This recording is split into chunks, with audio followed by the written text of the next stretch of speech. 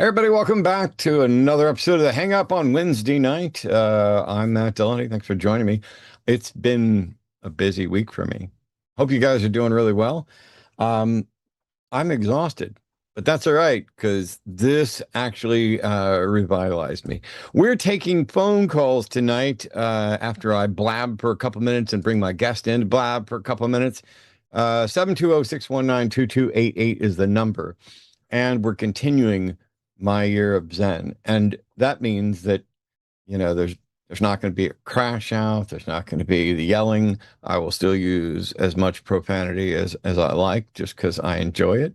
But basically, I know logic and I know some things about religion, but we're more interested in you being able to demonstrate the truth of your religion. So if you're the type of person who can tell us what you believe and why, and by the way, that goes for all the things that we may not agree with. This isn't just about religion. If you are in disagreement about, I don't know, political issues, things that maybe your religion doesn't have much of a statement on, kind of assessments in reality, all of that's great. Just remember a few things.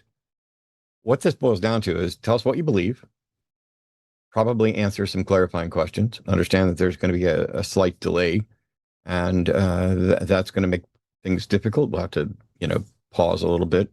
I hope I don't have to mute anybody, but then tell us why you think we should believe the thing that you believe. That's what I'm most interested in. I'm not really interested in here's what I believe, but I don't have any interest in proving it to you. I can't demonstrate it. I'm not even sure you should believe it.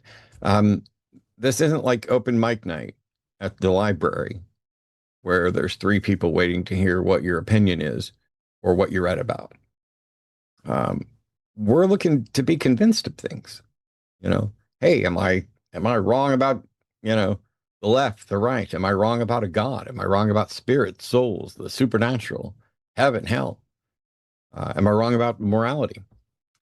Just try to keep in mind that we're going to be hopefully interrupting as little as possible. We're going to have to. Um, Otherwise, we run the risk of talking past each other. And this isn't a race. If you go back and watch, and I think this holds up, you will get to say much, much more if you say it in manageable conversational doses, wait for it to get addressed, rather than trying to rush through two or three points at once. Uh, if your reason that we should believe something is because there's a lengthy story or some lecture or some esoteric jargon, that's probably not going to go too well, but at least understand that that's going to complicate things where we're going to ask more questions. And absolutely nothing about your reason for believing something should in any way be contingent on knowing what mine or my guest's view are on anything. Nothing. You came to believe whatever you believed, irrespective of what our previous views are, our standards of evidence, who we are, what biases we do or don't have. And so we're really looking to be convinced. And we don't think it's likely that it's going to happen, or at least I don't think it's likely that it's going to happen. And it's in part because we seem to have lost a lot when it comes to understanding how to have conversations, how to have debates. I don't mind. I've had heated debates. By the way, call-in shows and the call-in stuff, it's not the same as the public formal debates. I mean, we take on all callers here, and you're not expected to know stuff, and we're not expected to research and be prepared with opening statements. And, there's a whole different set of preparing that goes in for stuff like that. And I didn't keep up on all the news because I went to NanoCon. And also it was the weekend that Spider-Man Brand New Day came out. And I knew I wasn't going to get to see it until I got back. So we went and saw it yesterday. And so I was avoiding spoilers, which also meant I was avoiding news. I know there's election results, and I have barely been able to keep up with what's coming in. I've heard Abdul El-Sayed in Michigan won the primary there. And once upon a time, I was reflecting how once upon a time, I wouldn't have known or cared that there was a primary for any state and any position, let alone a state I didn't live in. And yet this one's kind of important. And there's the online gambling services like Polymarket and things like that. Once upon a time, I wouldn't have given a damn about them at all. Like, I like to play poker, and I've played poker for money. I've paid rent and lost rent. Well, and actually, I never lost rent. I didn't play with money that wasn't extra, but um, I love poker, but I don't like just raw gambling. But I will say that it may be the case that these online gambling sites, while they are probably in many ways a huge problem, they might be good and better market indicators of who's going to win an election than the polls are. I mean, at least that's the case where people are putting the money where their mouth is. And by the way, when it comes to, what political category are you in? I don't know. Um, I don't really care to label it. I'm a leftist rather than a liberal, I think, given, the latest delineations. Um, I'm a socialist, but not a communist. But I certainly have those leanings. Um, I I basically like to. I'm a democratic socialist. Do I support the DSA or everything the DSA says? No. Um, I don't really know, and mostly I don't care. Mostly it's for me, it's about issues, I'm reluctant to label myself or allow other people to label me or say what I am or am not. Um, for fear that somebody will say, "Oh, Matt's this," and they'll assume it means 10 things that it doesn't necessarily uh, mean at all. When I got back, there were a number of cool things waiting for me in my social media feeds, including this post from Bill Maher. It's a little meme where, oh, they make the left look all weird, and we're going to make sure everyone's needs are met, and we make the right look all scary. We're going to exterminate entire social groups because we believe they're impure. And then there's the centrists say, I'm voting for the right. And this is basically backing up a news story where Bill Maher said that he'd vote for Sarah Palin before the Democratic Party with socialists taking over. So, congrats. We've known you were shit and anti-science for a long time. I've called you out half a dozen times. It's not surprising, and I don't actually believe it. Like, I'd like to think that he's still left enough that this is hyperbole, that this is. I'm terrified of this, and so what I did is I went and looked, and there's some screenshots. Whoops, sorry, that's not where it's supposed to be. I got some screenshots of the DSA's Workers Deserve More platform. And so here's what someone posted. DSA is looking for a 32-hour work week, paid family leave for all, universal health care, abolish student debt, establish universal rent control, enact reparations for slavery, take steps to abolish police and prison systems, enact a new Green Deal or Green New Deal, defund the Department of War, end military and economic aid to Israel, abolish ICE, voting rights for all U.S. residents, eliminate dark money from politics, public ownership of largest corporations, aggressive wealth taxes on the rich, replace the president and SCOTUS with an executive and judiciary chosen by and subordinate to Congress, abolish the two-party system, expand the House with proportional representation, not misrepresentation, and abolish the Senate. And you know what? I don't think I'm in favor of all of those, but I'm certainly in favor of most of them. And somebody decided to put up a list, and I ended up calling them out and then didn't really do the homework that I'd planned to do for that. But they responded to that full list with this meme right here. The DSA platform: hate anything and everything to do with Israel and blame them for being invaded. Also blame Ukraine for being invaded. Medicare for all, but don't tell anyone in the DSA you have absolutely no clue how to ever achieve it or what it might cost. Abolish prisons, abolish the presidency, abolish the Senate, abolish the Electoral College, but don't tell anyone in the DSA that it requires a three-quarters vote of all the states and has zero chance of ever being done. No deportation of foreign nationals convicted of murder, rape, and other felonies. Tuition-free college, nationwide rent control, public ownership of essential industries like power, agriculture, and energy companies. But don't tell anyone in the DSA that there's as much chance of that happening as there is of Mamdani being elected Miss Congeniality. Oh yeah, everybody gets a pony. Now, I responded to this by saying that that is a ridiculous straw man that is more absurd than anything in their platform. And I think my response was both measured and accurate as fuck because there's nothing in every one of these is like cartoonish. So like hate anything and everything to do with Israel. No, I hate the current Israeli government and the genocide that they're perpetrating. Um, but I don't blame them for being invaded. I don't blame them, and I'm not supporting the terrorists in any way. I'm in favor of free Palestine and for war crimes and atrocities to be punished, whether they're committed by terrorist organizations or extended ongoing actions by the countries that want to use those terrorist actions to justify attempting to exterminate another group of people. I don't hate anything and everything to do with Israel. I also don't blame Ukraine for being invaded.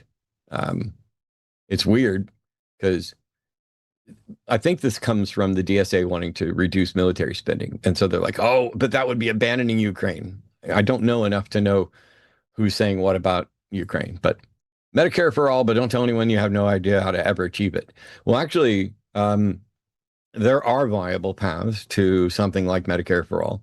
And, I didn't do a ton of research. And I remember Jovan and I called into Jovan's show and he was trying to school me on communism and why I should be potentially a communist or supporting that. And the thing that we agreed on is that while there are principles there that are great, communism is utterly impractical unless it is global. Because as long as there's, some capitalist regime out there, they'll just take over again. And so it has to be kind of an elimination of everything other than that. And so I don't know what the viable path is. I don't know what is or isn't achievable. But I will say I'm not in favor of abolishing prisons. I may or may not be in favor of abolishing the presidency. I'm almost certainly in favor of abolishing the Senate. I would like a House with proportional representation. Um, you know, um, I definitely am in favor of abolishing the Electoral College and have been for ages. I'm aware of the vote that's required. Whether or not I'm in favor of something doesn't tell us whether or not it's viable, but it's certainly not viable as long as the naysayers and propagandists are just sitting there going, oh, you think you can do this? Yeah, none of us think we can do it right now because there's people like you standing in the way. So we either need to change your mind or find some other path. You know, go around you, go through you by changing your mind. Those seem to be the primary options. No deportation of foreign nationals, which is really weird because I don't know about the DSA. I didn't see anything in their platform that said anything like this. As a matter of fact, I didn't see like anything in their platform that looked like half of this. But I'm certainly in favor of deporting violent criminals who aren't citizens, but also there may be other options. Tuition-free college, yeah. Yeah, I'd like an educated populace. I'm tired of living amongst the stupidest people in history who have the greatest access to the greatest information and the fastest and easiest methods by which to verify the reliability of information. And somehow or another, we're back to flat Earth, and Mr. Beast has got a new currency and he's going to give you $2,500 if you just go log in with your bank details and make a $200 deposit. Stupidity. Public ownership. Yeah, that's of essential industries. Yeah, that's social stuff. And the crack about Mamdani being elected Miss Congeniality, you know what? I wouldn't put anything past him. He's got riz. He's gregarious. Um, he's pretty congenial. And there are massive things that I'm going to massively disagree with him about, but I wouldn't put it past him. But in the end, when you say something like that, and when you say, "Oh yeah, everybody gets a pony," you're definitely straw manning. It's not an exaggeration on my part that you did not in any way look at these positions and say, "Oh yeah, there's some good there somewhere. There's some good idea there." that definitely did not happen. And it was absurd for this person to think that it did and believe that it did. Uh, Wrapping up real quick. I went to NanoCon. It was an expensive trip, expensive gas, but it was a great event. If you didn't get to go, you missed out. I drove around 30 hours, 14 in one shot on the way there, and 16 in two stages over 2 days on the way back. When I got back, I paid my utility bill, which, hey, it's August in Texas, and that means $845 in a utility bill, which is $100 more than it was last year. My health insurance has gone up 50%, so that's an extra 500 and some odd dollars a month. I paid $300 for gas, just for that trip alone, and I have to wait until tomorrow to pay my healthcare premium, which has gone up, because if I tried to pay it and my utilities, it would have been over the daily spending limit. And so I'm kind of wondering, what can you afford? I mean, I watched TikToks of people earlier today posting them opening their paychecks, saying what they earned over what period of time, and then running through their bills. Anybody making less than $15 was nearing dire straits, desperately couldn't live alone or take care of a family. And they had, they were at levels of poverty or near poverty that were barely worth fighting for, but they do. And they do it because there's still some shred of hope and dignity, and people desperately don't want to give up. And that is both our strength and our undoing. Because one of the things I think we need to learn is that we shouldn't give up on us, but we definitely need to start giving up on some things. We need to start giving up on at least the worst corporate billionaire oligarchy levels of capitalism. And that means actual changes. We need to give up on broken election systems. We need to give up on the social media that is spreading lies and misinformation and AI slop all day, every day to everybody. So somebody's going to ask, hey, how did the Democratic Socialists of America propose to pay for their sweeping social and economic programs? Well, you're talking about things like universal health care, debt cancellation, federal jobs guarantees. And most of it has to do, is paid for through aggressive wealth taxes on top earners and large corporations. And for example, we're spending, I think we spent about $37 billion on the Iran war so far in 5 months. So that's going to be, and that's just the DoD expenses. The estimates are that the total cost over those 5 months are between 100 and $150 billion when you consider the adjust to the attrition that occurs through ammo depletion and all those things, and force readiness changes and all that. We've got soaring gas prices, soaring food prices, inflation, and these things are costing Americans, on average, or maybe it's not average, but the last stat I saw was like $1,100 extra per year, and I'm like, I spend that much extra over a couple of years ago, almost every 2 months. And yet I'm in better shape than a lot of people. I mean, I've got electricity, I've got food, not alone. I have home, I have friends, I have people who care about me, and I have you guys here. And I'm like, to me, I don't care if there are some things on the DSA platform that I'm not in agreement on, or some things that I don't think they have a shot in hell of doing, even over the next 50 years, if they were to gain control of everything. I like the fact that they have good things on there, even if some of them are pie in the sky, even if some of them are going to be as expensive for us. Would you rather be spending $37 billion to the DoD for this war in Iran, Or would you rather that money go towards education? Would you rather go toward healthcare? Would you rather go towards um, improving our nation? I know how I'd rather have it spent.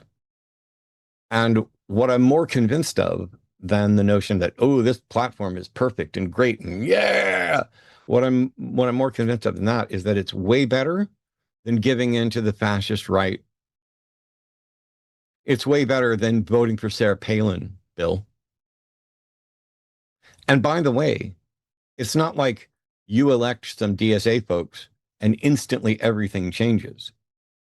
These things require cooperation and incremental changes. It's going to take time. If you're still desperate that I want to bleed the last little bits out of capitalism before it goes away, you still got time. Even if we elected nothing but DSA folks, you still got time. You still got time to make it rich. And then you can take all that money you got and you can go out to Polymarket and you can gamble on exactly when the DSA is going to fail, exactly when the left-leaning folks are going to bankrupt us, because it's the left-leaning folks who consistently improve the economy and the right-leaning folks who consistently fuck it all up. Please join me in welcoming tonight's guest from End of Species, Jeff. Hey, man. Hey, I'm excited, and you got me fired up. But first, I'm going to drop a joke mine. We'll see if it works. Awesome. Dibs. We'll see if it works. I don't know. Maybe it'll come to fruition later. Yeah, I'm excited to join you here. I hope people call in and, more importantly, give us their evidence for God or their religion or whatever. So I'm joining you in that. Yeah. I think I want to ask you a question. If you were one of Bill Maher's joke writers, like he's really bad at like delivering his joke writers' jokes, and you saw that there's a group that wants them to have better pay and better benefits and all that stuff, and he goes, I would vote for Sarah Palin before I voted for the people who want you to have more money, right? What would you think next time you're writing his jokes? Like, well, I mean, I know I didn't write that one, but it's I don't know. Like once upon a time, I think that could have been a joke written for him.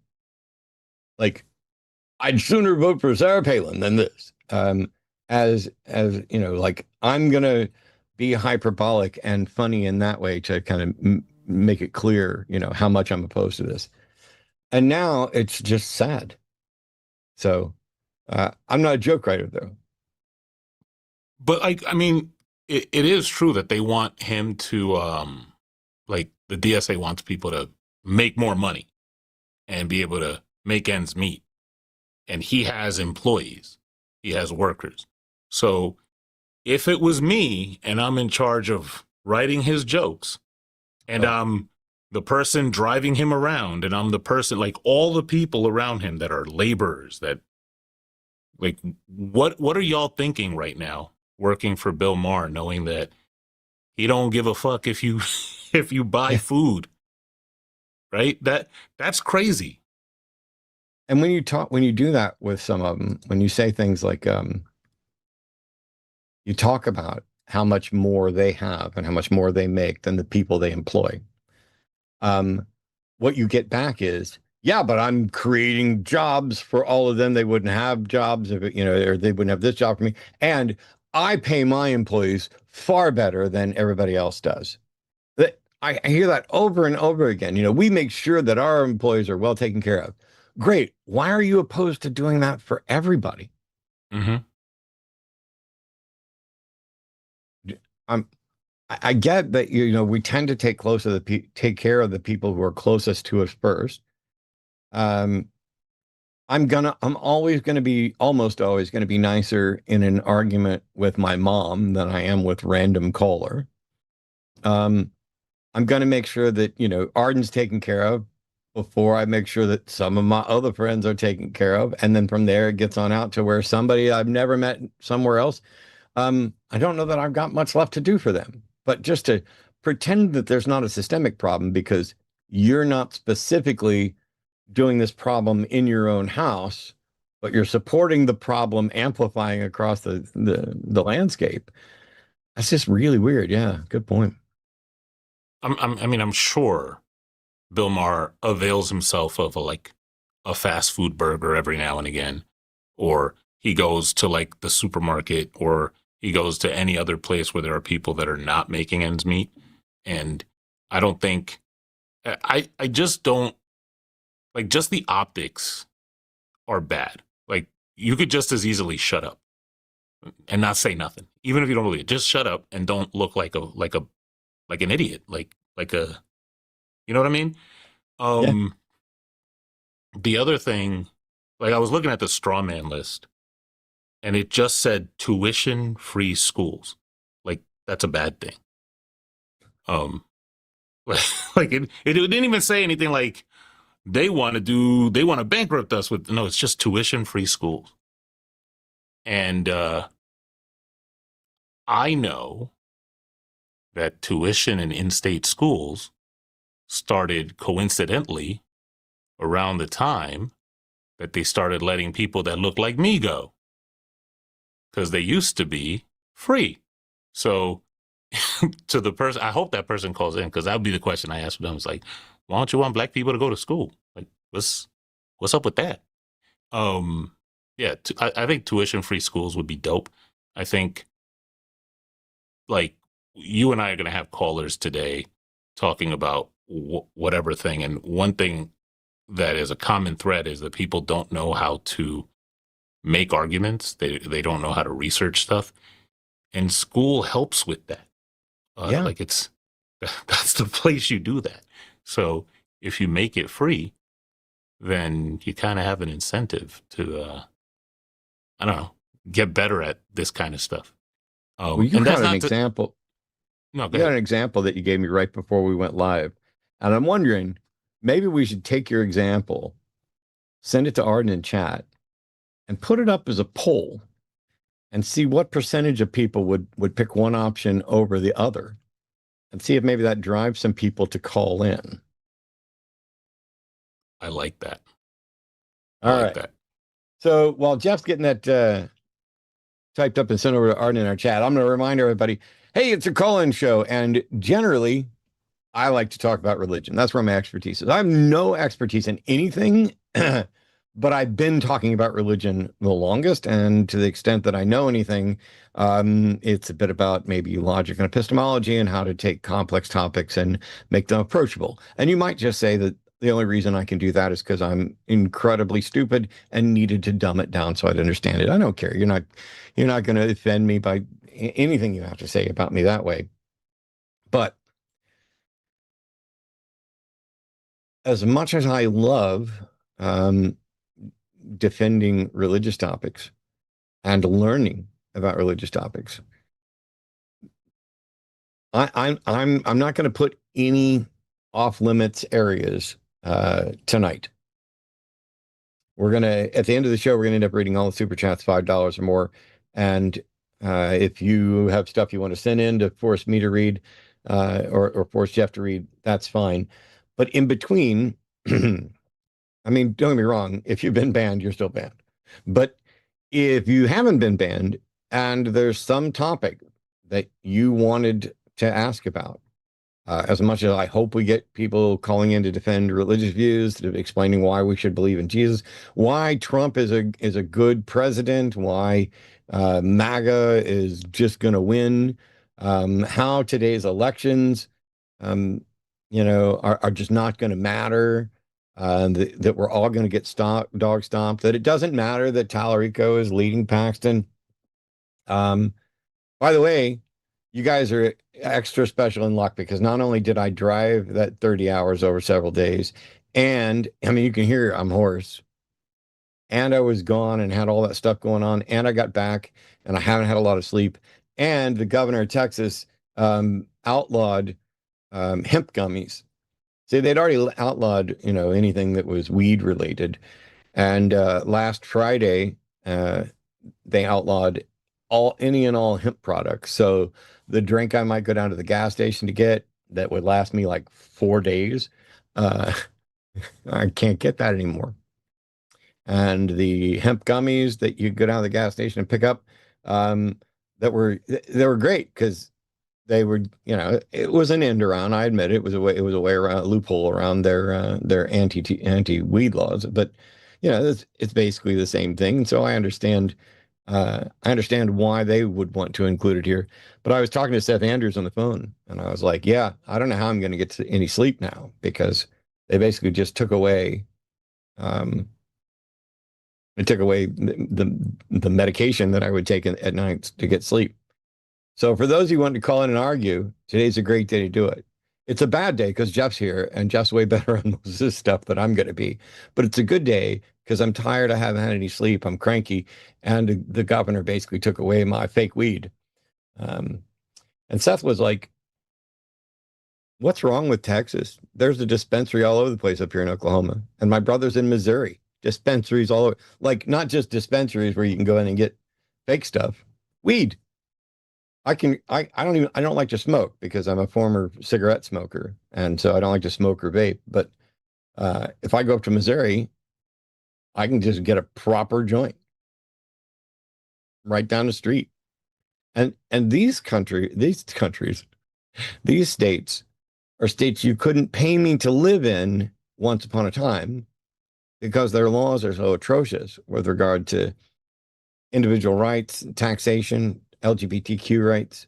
Um, and that's why we were looking at places like Illinois where there's good reptile laws. But yes, and if you had questions on snakes, I suppose I could do that. But what I'd rather you do is while we're waiting for the calls to queue up, I want to take a minute and have Jeff explain to everybody who doesn't know who he is and don't know about End of a Species, what's going on there. Who are you? What's your background? What do you know? Why should they call and argue with you? Because anybody who calls in and says, I only want to talk to Jeff, I'll just mute and play chess, guaranteed.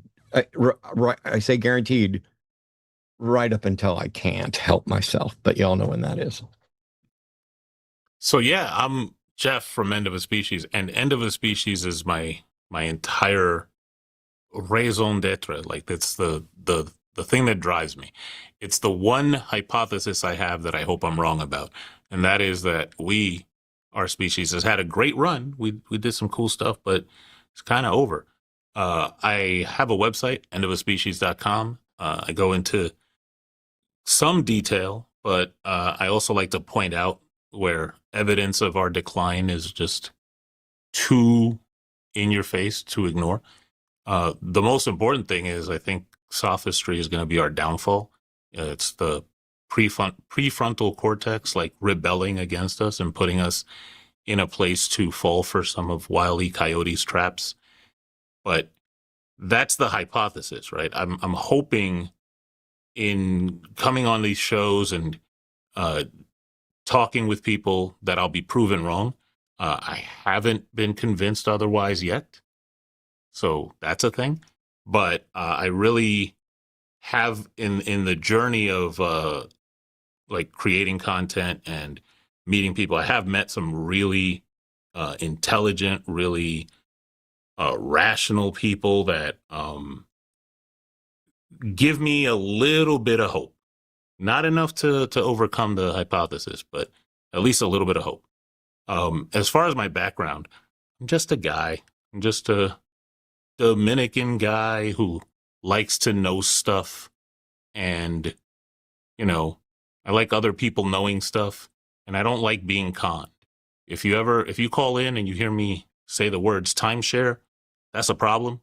That means that you done said something that put my Washington Heights flag on alert that something's amiss. I will say this, Matt, like you said that, we interrupt sometimes for clarity. That's like language is a funny thing. And if you use ambiguous language or if you are purposely evasive with your language, oftentimes that's a product of this new culture online of people wanting to gather W's.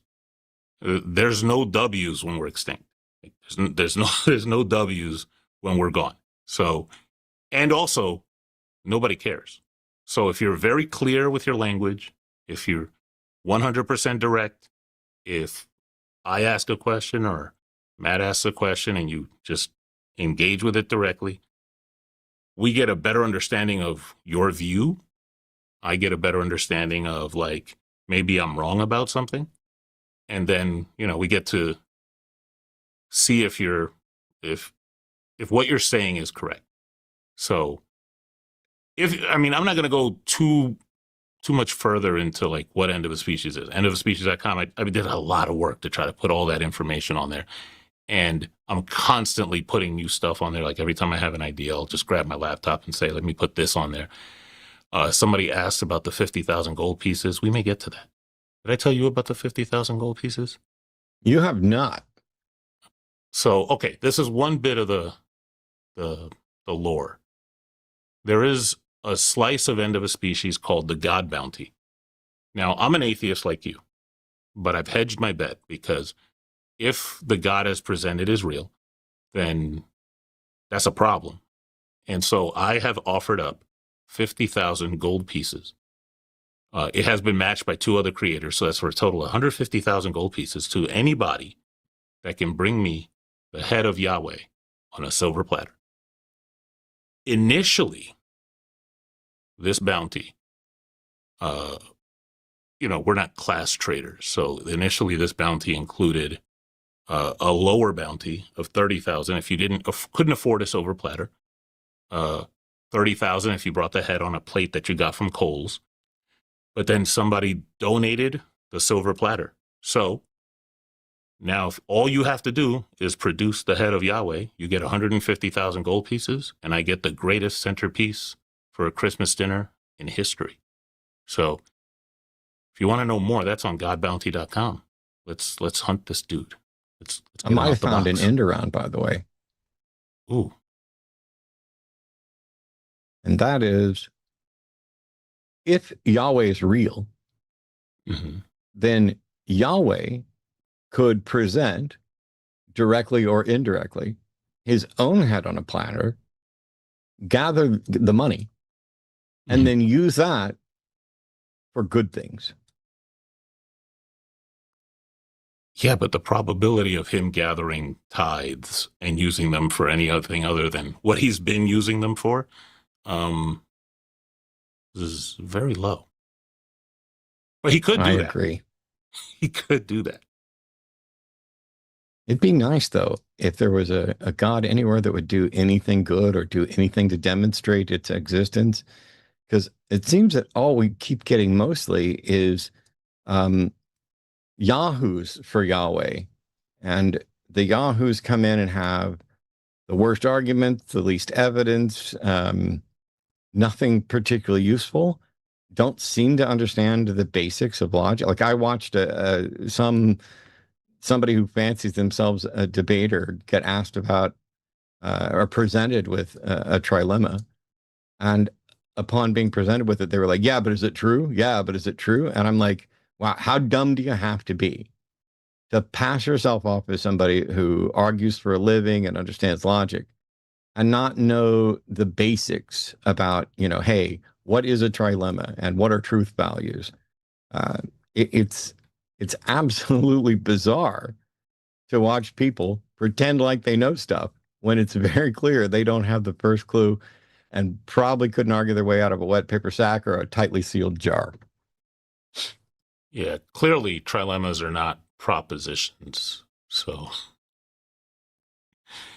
just asking if it's true is like asking if jazz is pink, which is kind of silly.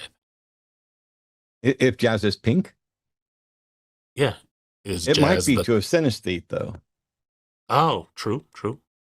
Yeah. And that's something possible. I need to look up. I suspect I already know the answer to this. By the way, if you know the answer to this in chat, you can type it up in chat and tag me. We have open lines, and I'm going to get ready to start taking calls here in a second. We've got at least one caller already in the queue or through the queue. 720-619-2288 is the number to call, or down below there's a link to call in studio. Remember, if you're calling in from your phone and you're on hold, you may have to tap your phone to wake it up, and then also tap the browser if you're calling through the web link there. Somebody in chat said, are there calls today? Well, what a weird question. Yes, there are. We're just not going to take them. Do you think that's what's happening? All right. So we've got our first caller who's queued up right now. And let's see if we can actually have an awesome conversation. The question, by the way, if you happen to know, is there consistency in the sensations that synesthetes of similar types share? So, for example, those who don't know synesthesia, it's like numbers might have a color or a taste, or there's a number of different sensory things that are associated with numbers of color. For somebody who has a numeric synesthesia, do all of them that associate colors with a number, is there any correlation between the colors that are associated, or does person A, person B, no known correlation between them? That's just an interesting thing. All right, here we go. You ready, Jeff? Rocking and rolling. All right, Devin is calling from Tennessee. Devin, theist pronouns him. You think God's an awful God, but he still made a world where he had to be nailed to a cross. Well, hey, Davin, it's Davin, right? I said it wrong the first time. No, yeah, you got it. Okay, great. It's Davin. Yeah. Well, I think an awful God is like the way that I want you to be able to tell us what you actually think, because I don't know if in the screening it got shortened, because what the screening thing says is you think God's an awful God. Actually, I don't think God exists, but I think the character of God is awful. And then you said, but he still made a world where he had to be nailed to a cross, which I think means he's an awful God. What am I missing? Tell us what's going on.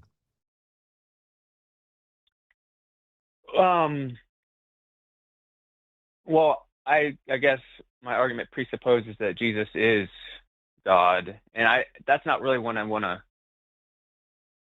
change your mind on. I'm not trying to change your mind. I feel like the best argument, because I have problems with God as well. With my search for truth, I get more mad at the Holy Spirit and God than I do Jesus. I have more problems with them than Jesus, because I feel like Jesus, and I still believe Jesus is God, but Jesus, I put his heart where his mouth was, or his mouth where his heart was, whatever. Like I feel like Jesus died for me. I believe Jesus died for me, and I just, like, with my problems with God and the Holy Spirit, I still feel like at the end of the day, whatever problems I have and good questions I have that I don't understand about God, I still feel like he, died for me. And also, I think since Jesus submitted to the Father, I feel like whatever problems I have with the Father, I should, submit as well, following Jesus, since he obviously thought it was. And yeah, that's. Okay. I have loads and loads of questions, and I just did a video about this the other day about trying to figure out which question to ask. And I think instead of asking any of them, I'm going to let Jeff ask first while I jot down my other ones.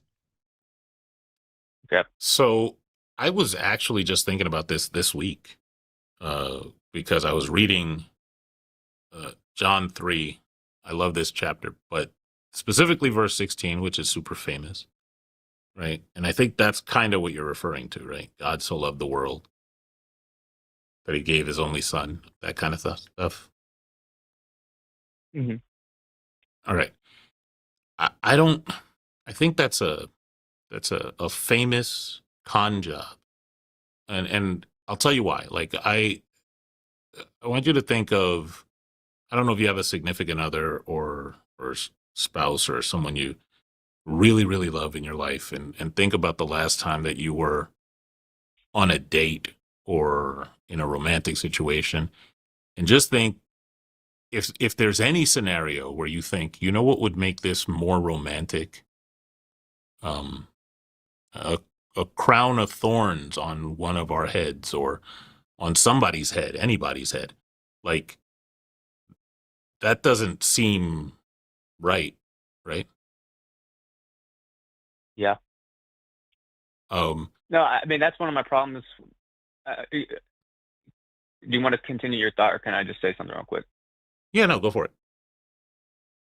Well, because that's what I find. So that's one of my main struggles with God is I don't know how he could, because I do believe Jesus like voluntarily sacrificed himself, but I still that's one of my problems with God is I I that's where I struggle with how he could be good if he would allow a reality where his beloved son would have to die.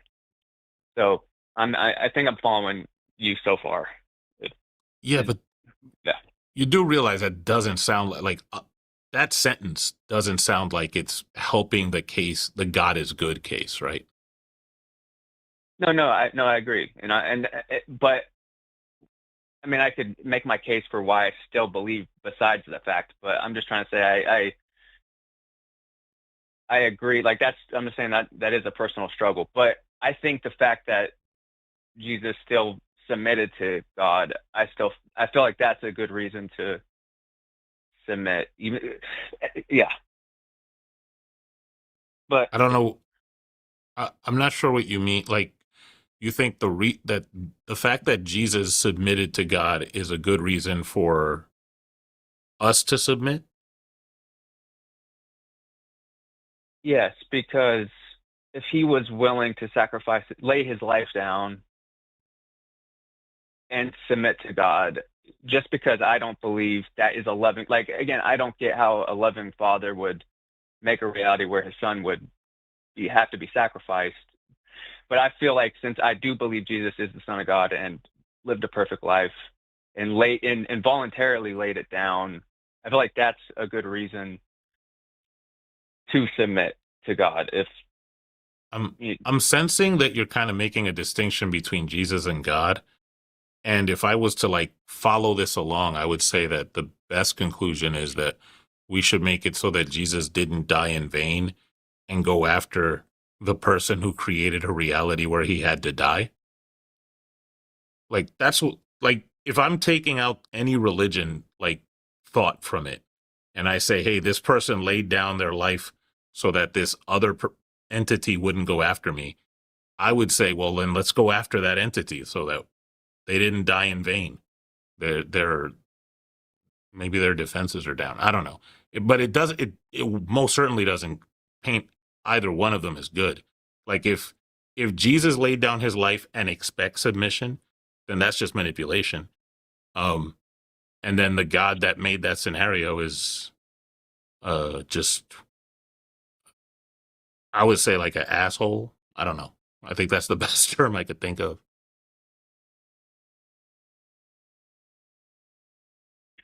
I'm kind of confused about a I mean, handful of things, Gavin. It's so like, do you believe Jesus is God? yes, Okay. Let's imagine you weren't God, but God expected you to sacrifice your weekend in order to save the whole world. Would you do that? yes, So do you think there's something particularly special about sacrificing your weekend? not really, not particularly. Is there anything special about it if you get to be God before and after you give up your weekend? Because Wait, can you say that part again? I'll give up my next weekend right now if I get to be God after the weekend's over, and I wasn't even God before it started. I'll be honest, I would give up my weekend if I just got GTA 6 when the weekend was over. Like, you don't even have to give me God. But so, like you say, Jesus did this, Jesus did that, Jesus lived a perfect life. First of all, even if I grant that Jesus lived a life, I don't think we have any good information to confirm what kind of life he lived. And the type of things that are attributed to him in the Bible, I don't think come anywhere near perfection. Um, but let's just say he was overall a pretty good dude. He was kind of shitty on things like divorce, but he was okay on some other stuff. And then he gave up a weekend in order to save somebody. For what reason, I don't know. What reason do you have to think that any of the things that you believe about Jesus are actually true?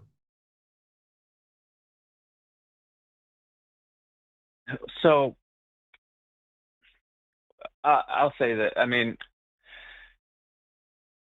I think this is a good point that, when Jesus is going to the cross, he tells his disciples, like, it's better for you if I go so that the spirit of truth, will come into the world. I think that, I mean, I have reasons to believe, like,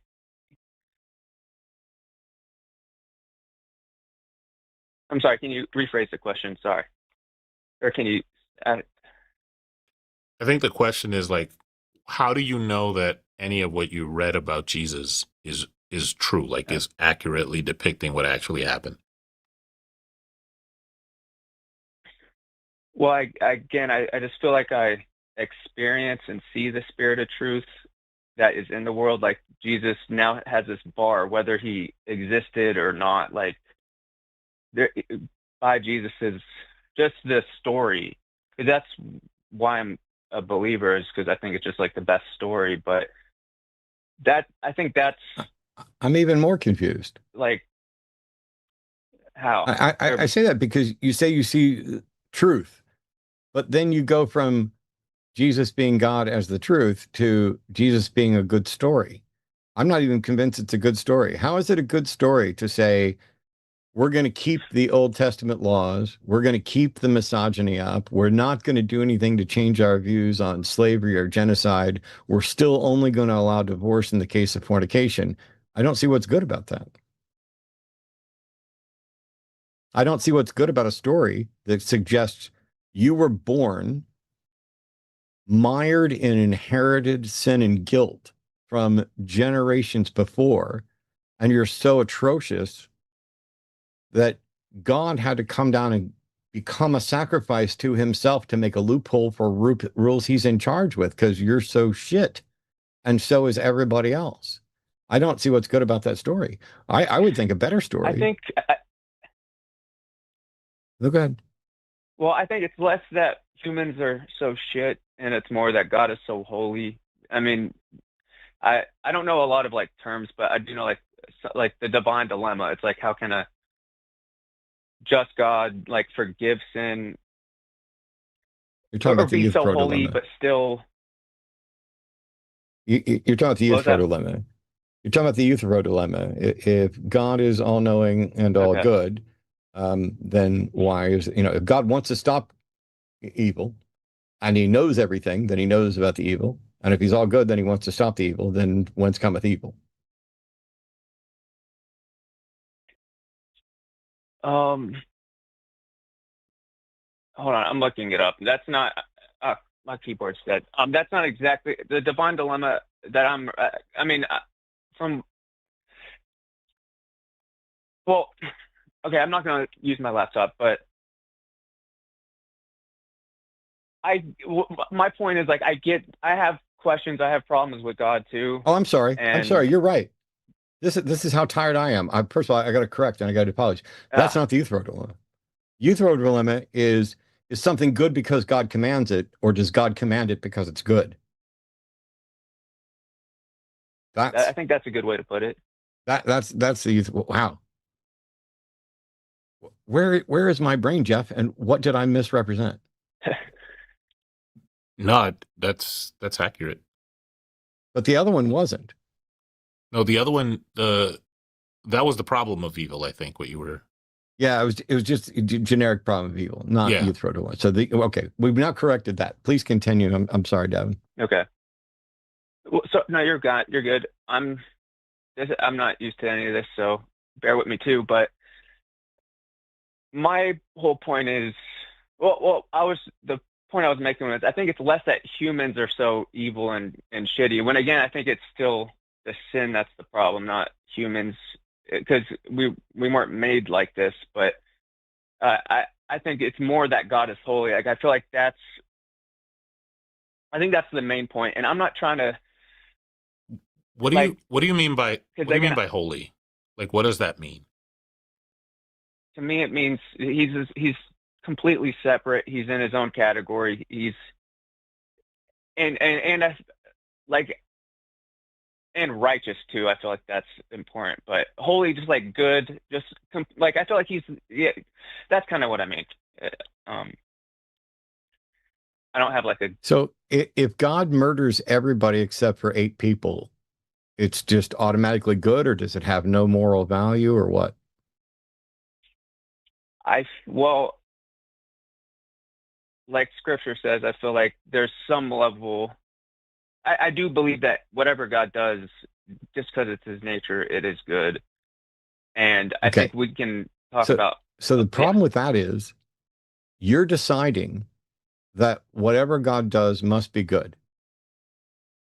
Hmm. What are you using as your standard of good? Because it sounds like you're using whatever God does as the standard of good. Yeah. I yes, Okay. that's what Do you I do would. you think there's Yeah. also a Satan and that one's evil? Yeah. How did you determine which one was good and which one was evil?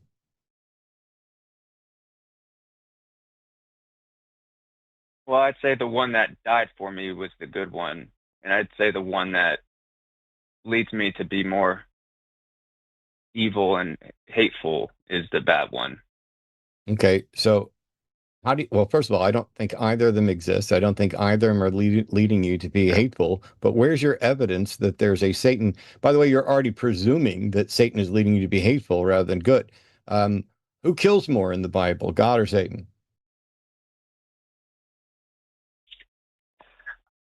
I mean, I'm not sure, It's not but even I'd close. guess God.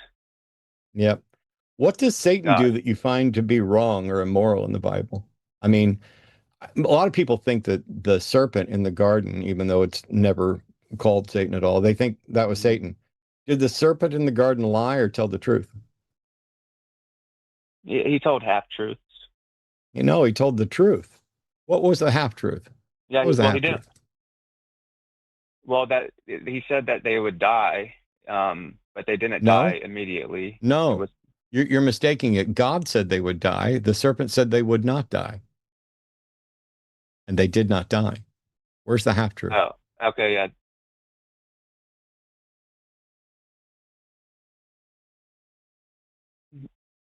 Well, okay. That is right. I mean, but he does say like you will be like gods. Yeah. I mean, And my what point does is like God I know say? he didn't lie. Like, Not only did he not lie, that's not a half truth either. Not only did the serpent said, God mm, knows that you will be like him. And what does God say later in the story?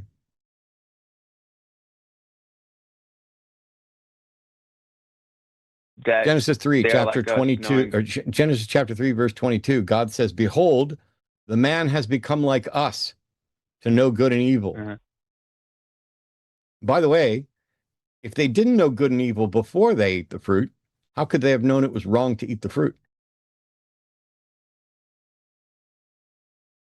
Maybe eating the fruit was the ultimate good, to know the difference between good and evil rather than be oblivious to it. Certainly wouldn't be just to punish people for doing something they couldn't have known was wrong, would it? well, but he commands them not to eat from it, so that's how they Okay, so would he know commanded it's them to not. do something. How would they know it was wrong to disobey his commandment if they don't know good from Mm. evil? No, I've never thought of that. I think. Also, I mean, he I would commanded them respond to to. do something, and then somehow this serpent that's described as the most cunning Mhm. is the one that they interact with that tells them to do the stuff. So, like, I think they were put in me personally, I think they were put in a no-win situation and wouldn't even have a chance to parse what's a lie. But yeah, I don't think it's fair to even have them like expect them to decide to do the right thing.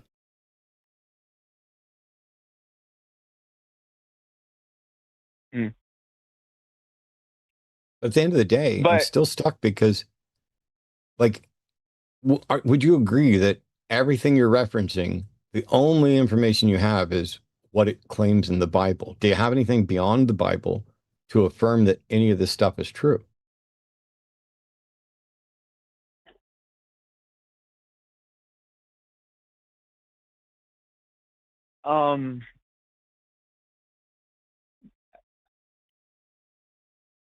does it like? I don't know if it matters that much if I do or not. Maybe So you don't you care can whether or explain to me not why what you that. believe is true? No, I do, but I'm just saying I don't think I need historical. Not I mean, not to say that I'm like totally ignorant or don't see like Gullible? the no. I So I'm think wondering, the evidence so would you agree? again. Like, there's a bunch of books for different religions, and they make a bunch of claims. Mm, And these are extraordinary claims, things of miracles, things that tie to the supernatural. If we don't have any good evidence to determine which of them, if any of them, are correct, why would you ever pick one? Well, okay, so I think life is the extraordinary claim. I think consciousness, awareness, and I think the best story. That's again, I don't need historical. I think the story in itself. Not to, and I think not to say that's just You not think the good best evidence for Jesus. explanation, you think the best Yes. explanation is that some being built a man out of clay and breathed magical consciousness into it? That's the best explanation? Well, I mean, you can By the put way, it in ways that like really. I just want to correct one thing. Life is not the Okay. extraordinary claim. Life is the thing that we're trying to explain with the claims.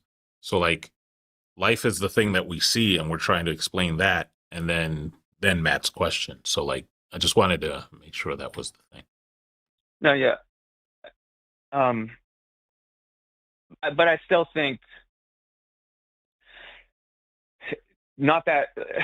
Again, you.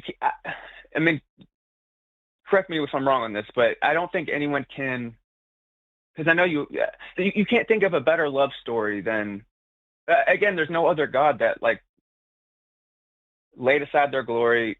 And again, my main point with calling was the That's not fact true, though, that Davin. with Yeah, all the that's not true. parts, Davin, what, you have no what, evidence that this God did anything, has ever done anything, let alone laid aside anything. And the story that you're pointing to doesn't even claim to do it. I can think of a more beautiful story right off the bat. I'm God. I create everybody. I give them the freedom, and I don't punish them for disobedience and require blood sacrifice and barbecue to forgive them. I just forgive them. but again, I think that's not understanding God's holiness. And because again, I don't know why there has to be a blood sacrifice, but I do know There doesn't. that, If I'm God, there doesn't. How do you know I'm not more holy than your God?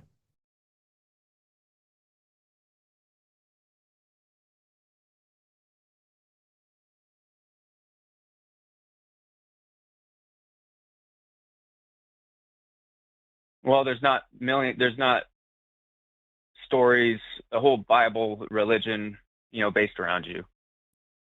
That's I what mean, that's just determines how my. holy you are. So you also think No, that, no, no. You just. the other religions have holy figures? No, I'm just saying that's why I don't believe in you more than Jesus is because The I thing think is, there's again. the thing you're missing, Devin, is that I'm so holy. I want to keep a low profile. I don't need people to suck up to me. I don't need them to Mm. give me their money. I don't need them to tell me how awesome I am every Sunday or every Saturday. I don't need them to bow down in deference to me. I want them to live their lives. And so I stay out of the way. Wouldn't that make me more holy than God?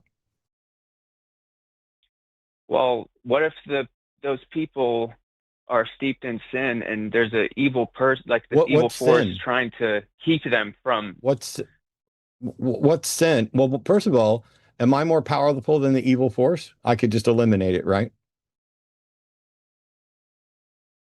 Yes. Why would I And allow an yeah. evil force to hide and deceive them into doing wrong? But at the end of the day, if sin is just doing something I don't like, I can forgive them. If I can forgive them through blood sacrifice, I can forgive them just by default.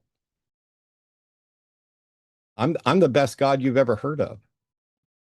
Look, I got nephews that sometimes I babysit. They're young, right?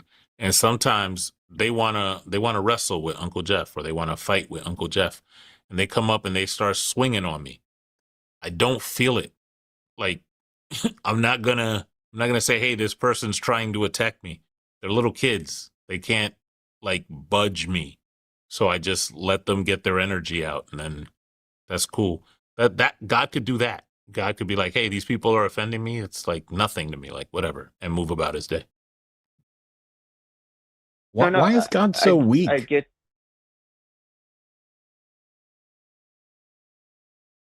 I mean, so Davin, I don't know if you know this. I'm a former Christian who was studying to I be a didn't know that. minister, and after learning a bit more about logic and evidence and epistemology and things like that, I realized I didn't have a good reason to believe stuff, and the Christianity that I was steeped in, and still investigate, still study, still read the Bible. I'm not nearly as knowledgeable as some of my friends, but I know enough. And what I found is once I started looking into what the Bible has to say with good standards of evidence and good critical thinking skills, all of it fell apart and became comical and sad and evil. Right down to, for example, I just did a video recently on the author of Luke Acts. Um, the gospel that's attributed to Luke and the book of Acts were written by the same person. It's pretty much a two-part book, universally accepted or nearly universally accepted that way by scholars. And they both start with the same thing, and they start with a "trust me, bro" statement. Hey, I looked into all the evidence behind this, so you don't have to, which is antithetical to skepticism and critical thinking. Um, if Jesus spent this time proving to the disciples that he had really come back from the dead and that he was alive and all this other stuff, so much so that the author of Luke Acts just writes it down and states as a de facto fact, um, why wouldn't God just directly provide that evidence to everyone?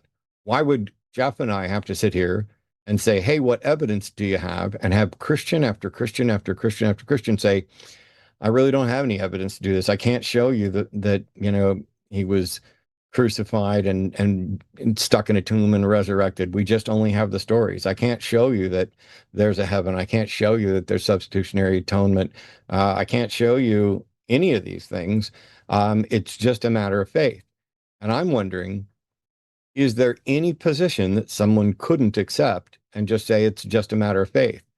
Like, I could believe any religion. I could believe I'm smarter and better than anybody. Just take it on faith. I already believe I'm better than any God I've ever read about or heard about. I'm not just more moral, I'm smarter. And what's strange is these beings don't do anything to stop me. They don't do anything to show they're real. They leave people like you hanging out. Like, you have an obligation under 1 Peter 3:15 to be prepared at all times to give a reason for the faith that's within you. That's a command. It goes right alongside the commands in the Gospels to go ye therefore unto all nations, spreading the gospel, etc., and to not be ashamed of the gospel of Jesus Christ. You have a duty to give an answer for all of this. I did too. And I took that duty so seriously that when I utterly failed to be able to demonstrate and meet that duty, and I discovered that it was seemingly impossible, that made it clear that if there is a God, and if the Bible is a representation of that God, he is evil and setting you all up to be embarrassed and look foolish.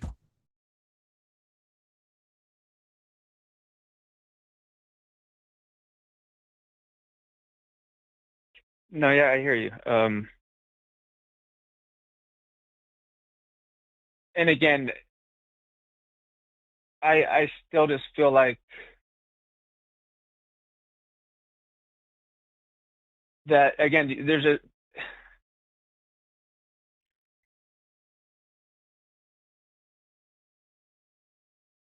I will say that like I've been I've been watching a lot of like debates lately and learning more about what these other like unbelievers think. I mean, I could name names of people I've been watching, but like I've been watching like hours because I do find like it's like I said, I have problems with God and the Holy Spirit, and So you but I have still problems with think again like two-thirds of the Trinity. Why don't you have a problem uh, with the main one? because I feel like he died for like I believe he died for me. Yeah, but okay.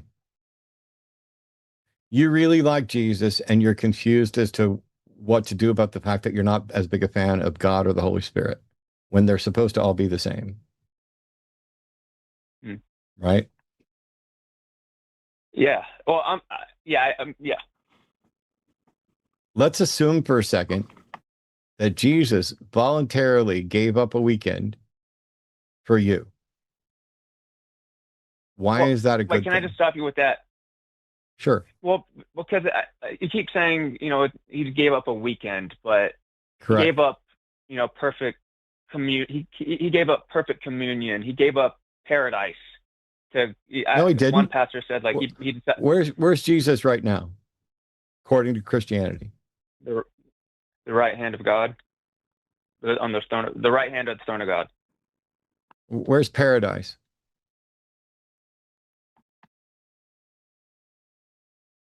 with God, with his Father.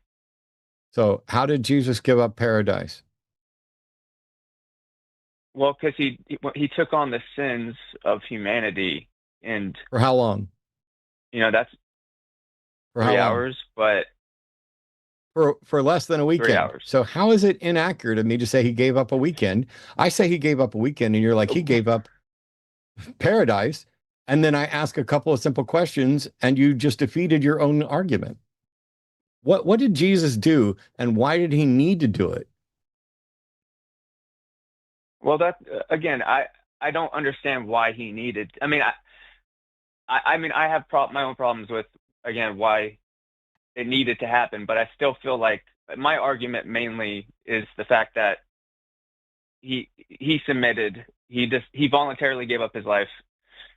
Um, Sounds like a little but ditch to me. again, I still well, He actually, I he still did feel like worse. He did worse than that because here's a person who supposedly has all the secrets of everything. And when he comes down, he says, like Matthew 6:25, don't worry about what you have to eat. If you follow those instructions today, you're unhoused, right? Like objectively unhoused. If you don't worry about what you have to eat or the clothes on your back, you're losing your house, right? no, I believe, like I said, Well, like just look, when Jesus is talking to just be honest. yeah. Listen, just be honest. We're in the world that we live in right now. If you go day to day without worrying about where your next meal is coming from, and you're not privileged, you're going to starve, correct?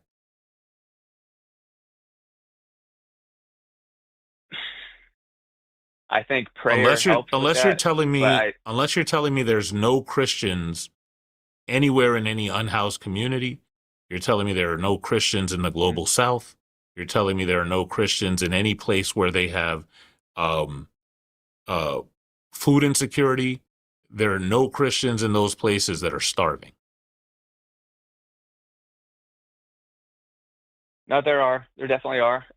Yeah, so if they stop worrying about where their next meal is coming from, they are going to starve, right? And yes, in certain situations, yeah. Okay, in Yeah. Matthew 7, when Jesus says, "Don't give what is holy to dogs," and then a mere 8 chapters later sees a woman who wants to heal her daughter, and because she's a different ethnicity, calls her a dog, that's like proto-racism, right? I have listened to I've looked into that a little bit, but I still feel like Look, I'll just add to it that one of the last things that Jesus says in the whole Bible in Revelation 22. Now, I didn't want to add this because this isn't while he's alive. I just want to focus on while he's alive. One of the last things is he just doubles down and says, outside are the dogs, yada, yada, yada. Like, he's doubling down on it. So even if he didn't mean it that way, the fact that somebody could read that today and say, oh, whoever's not one of the chosen people, they get the crumbs from the master's table. That a reasonable person can get that interpretation, right? Yeah. And so in the time that he had, instead of saying, hey, hey, even if they're not Israelite. But he also tells the parable of, about everyone, like inviting these people to the supper, the marriage supper, and people give excuses why they can't come, and he says, like, go and tell everyone. So there's also stories of, God inviting the lowly and all that. And so, I mean, that's what I'd say to that example, but I mean, continue your thing. But do you know, so there's this theme of like the grafting in of the Gentiles. And if you look from Deuteronomy to the stuff that Jesus says to the stuff that Paul says, that it's just to make Israel jealous.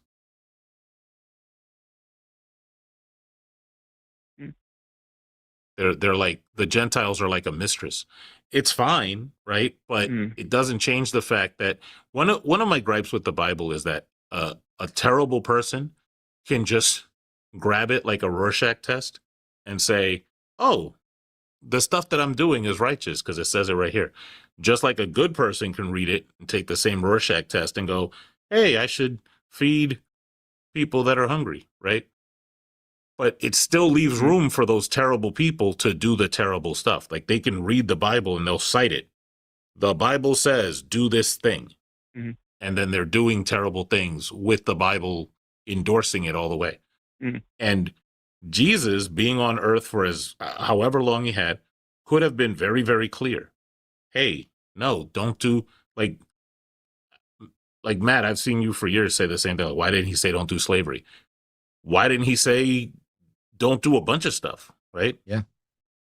There's a bunch of stuff that we do, and he never said don't do that.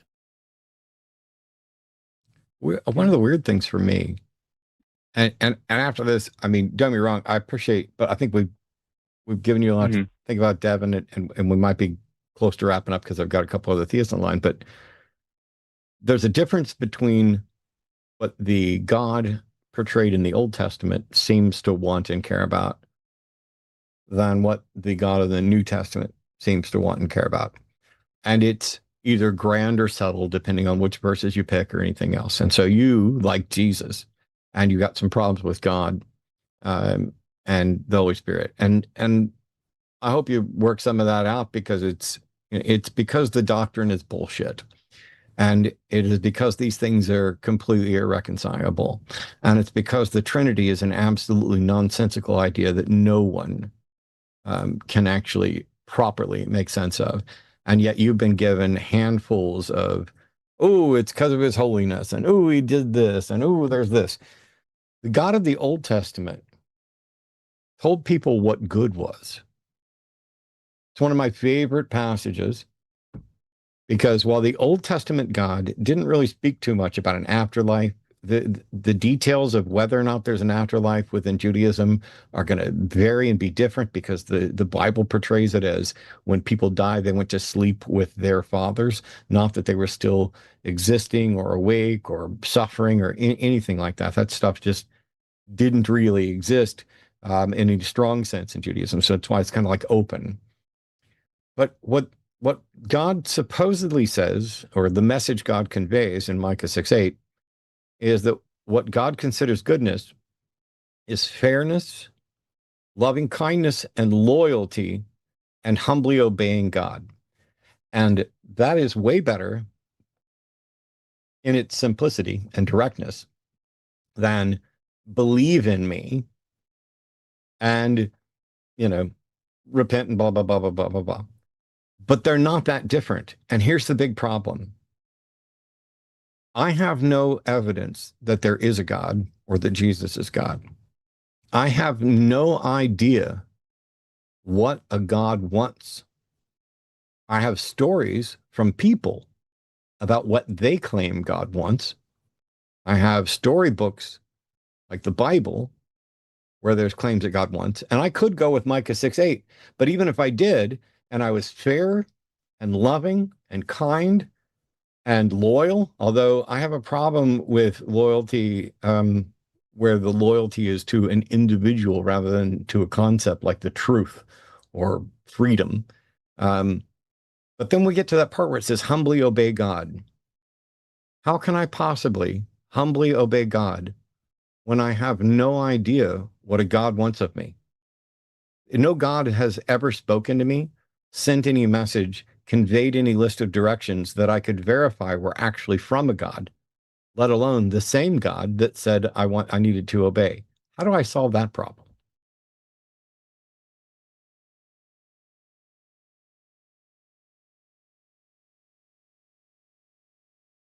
Well, I mean, I feel like he sent his son, and and sent the Spirit of truth out, and I feel like Jesus exemplified the path that we're all supposed to live. He is the way, the truth, and the life. So that, I mean, It's like you didn't hear a thing I said. no, I'm earnestly listening. You said the question you asked was like, if God hasn't spoken to you or it has made it so difficult and all this, like, how can you like respond faithfully? And How do I know? right, is that kind of, how do I know what God wants of me? And your answer was, well, he came down and sacrificed. I don't know that any God came down and sacrificed. I certainly didn't ask it. I certainly don't feel that I deserve it, but I have no reason to think it's true. And until some God gives me 5 minutes of their time to explain what they want and expect of me, they're not deserving of any of my time. well, he gave Real you quick, 3 hours. I want you to know what I just heard. Like Matt asked Once you again, how. he went right back to it. Yeah, I want you, because Matt said, "How do I know yeah, help what me know. God?" Yeah, like, how do I know what God wants of me? And you said he died for my sins. Imagine if you asked me what I want for dinner, and I got in my car and drove away. Do you think that answers that question? No, I'm only saying that because I'm but hungry. I don't But get. like, if my wife messaged me right now and said, "Hey, what do you want for dinner?" and I just turned my camera off, like she's watching the stream, do you think that Well, I've how does that given relate to her? Jesus? Well, the question was, look, listen to the question. What does God want Okay. of me? And you said he died for my sins. He just drove off. Like, that's not telling me what he wants. Well, but I'm he trying sent to the figure Spirit out, of truth out. how do you know he sent a spirit of truth out? Because we're talking about it, like whether all these problems, like No, at the end of the day, I'm there's sorry. still. I'm sorry. How No, does the fact that we can, yeah. how does the fact that we can talk about a spirit of truth prove that God sent a spirit of truth out? Well, because it's the very idea that a perfect man laid his life down. Like, whether it's just think of it as a story. Like, whether you hate the story or not, whether you think it's true, that the truth that story, because like before Jesus, it's inconceivable to think of these things that we're talking about, and now there's a bar set that we're I'm going to talking. do you a That's huge kind of what I'm saying. favor. And I'm no, going to do do it. you Yeah. a huge favor because I appreciate you calling Okay. and being the first caller. Yeah. Um, No, I appreciate you're your in time. way over your And head and you are and literally not making any sense at all. when I ask, how do I tell X or how can we verify X? You seem to go with it just must be. It's just absurd to think otherwise. It seems like you have no way of understanding how to tell the difference between whether a claim is true or not. And under that model, you have no more reason to be a Christian than you would be to be a Muslim or a Hindu or anything else. And so when I'm asking you, Well, I how do do we know because this is true? in those No, you stories, don't. No, well, you don't. in those stories, no one. Stories don't demonstrate the truth of the supernatural. Stories are the claim. You need evidence to support the claim. What do you got? I mean, I get what you're saying, but just to answer that one, or just to why I believe in Jesus, because I don't know any other story where God comes Good. down to earth. Thank And you. lays it. Thank you. Yeah. Thank you. When we walked out of Spider-Man Brand New Day yesterday, Arden said it was her favorite Spider-Man. And for her, the stories of Spider-Man have the sort of righteousness that she thinks people see in the various God stories. And that some people need those stories. I'm not somebody who needs those stories. Matter of fact, I find story-driven concept conveyance annoying as fuck. But for the people who do need and value that, it's a story. I got into an argument at NanoCon with someone who was saying his girlfriend was Presbyterian, and that it's just a story for her that helps make her a better person. And I'm wondering, how does it make them a better person? And does it make them a better person than me or Jeff? What is it about the Christian story? I mean, I see that you get value out of it. And you seem to think that you're justified in believing it because you haven't heard another story that you like better. But I care about what's true, not about whether I heard a good story or whether some story had a moral that had value to me. Plenty of stories have taught me things, but that doesn't mean the story is true. It doesn't mean I need to worship it. But if that story is true, then if it is true, if the truth that story embodies, then you should worship it. Yes. What I get from it is maybe,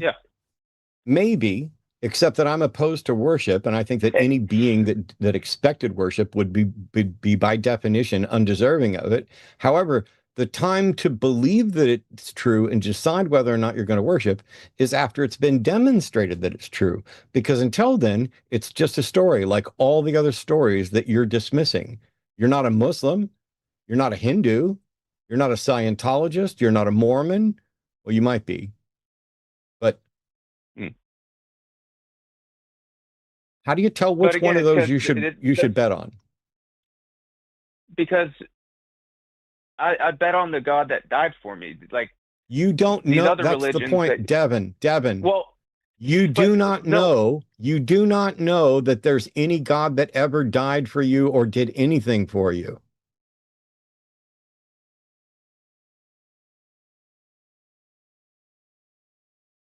What are you going to do when you find out that one of the Hindu gods has you ready to account for your life and you're like, oh, I picked the God that I thought died for me? What are you going to do then? Well, I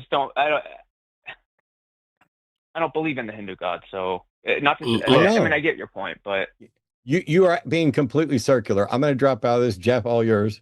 I'm just going to leave you with this, Davin. I'm just going to leave you with this. Okay. You don't believe that Jesus is the only God that died for you. I know that. That's the elephant in the room. I know you don't believe that. And the reason that I know you don't believe that is because of the answer to this question. Have you ever done just a Google search for gods that died by sacrificing themselves for humanity? Have you ever done that Google search? Ever? Nope. Just be honest with me. Yeah, correct. Nope. That's right. Nope. So you don't know that. So you might think it, you might like be willing to hold on to that thought, but you haven't really like looked. And when I talk about a simple Google search, that's like the bare minimum in current year. It's the absolute bare minimum that you can do to like investigate. So it seems like you just are holding on to a thing that you like. I wouldn't even, it's like most philosophers would say like you have it's called a doxastic attitude, that you've accepted it, like you've been convinced. I don't even think that it's fair to say that you believe it. I think it's fair to say that you've adopted that thought. But I don't know that you've even given that thought a chance to test it, to like really say, hey, I'm convinced that this happened.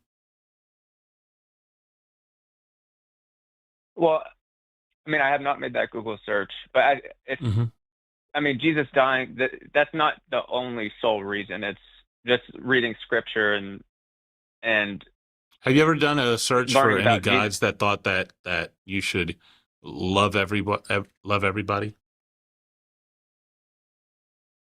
Well, I'm sure there are, but that's what my point is. I don't feel like there's any other gods that wash, their servants' feet, their disciples' feet, that again died a gruesome, horrific, humiliating death. I'm gonna just say this real quick for sure anybody who knows me that's listening. I'm not biting this bait. I'm not doing it. I'm not going to bite this bait because this call has gone on long enough. I'm not going to make any Jesus' gay references for y'all. It's not going to happen. So I'm sorry. Go ahead. Go ahead, man. All right. No, yeah, we can. Devin, Devin, we're going to move on. I appreciate. Since you like pedicures so much, I suggest you go get one and stop being impressed by them. Okay, I appreciate you, Matt, Jeff. God bless. Thank you. God bless. Like parting shots. All right. Spider-Man bless. Spider-Man bless. Can I just say one thing? Any atheists out there, if you give me a Spider-Man spoiler, it means you believe in the Transfiguration and you go to church every Sunday and you eat the Eucharist and you find it delicious and then you drink the wine and you really think it's blood. That's a fact. I take it you haven't managed to see it yet. Not yet. Not yet. Yeah, I will not be spoiling a thing, even though I had stuff spoiled for me. Hey, look, we got other callers, and we're really appreciative. Thank you so much, Devin, for calling in. I'm sorry we didn't get anywhere. So once again, we're looking for you to explain what it is you believe and why we should share that belief. And so some of that's going to have to require something other than, I just think it's true. Trust me, bro. I think it's unique or special. Because people could make the unique or special argument for many religions with equal or similar merit. There was a book, or sorry, I guess it was a book and maybe a film. There was one we used to play years ago on the air, not here, but at the other place I worked. And it's called The God Who Wasn't There. I think it was Brian Fleming thing that he did. And I know that some of my friends and people I've worked with, they're in there. I think Sam Harris is in there.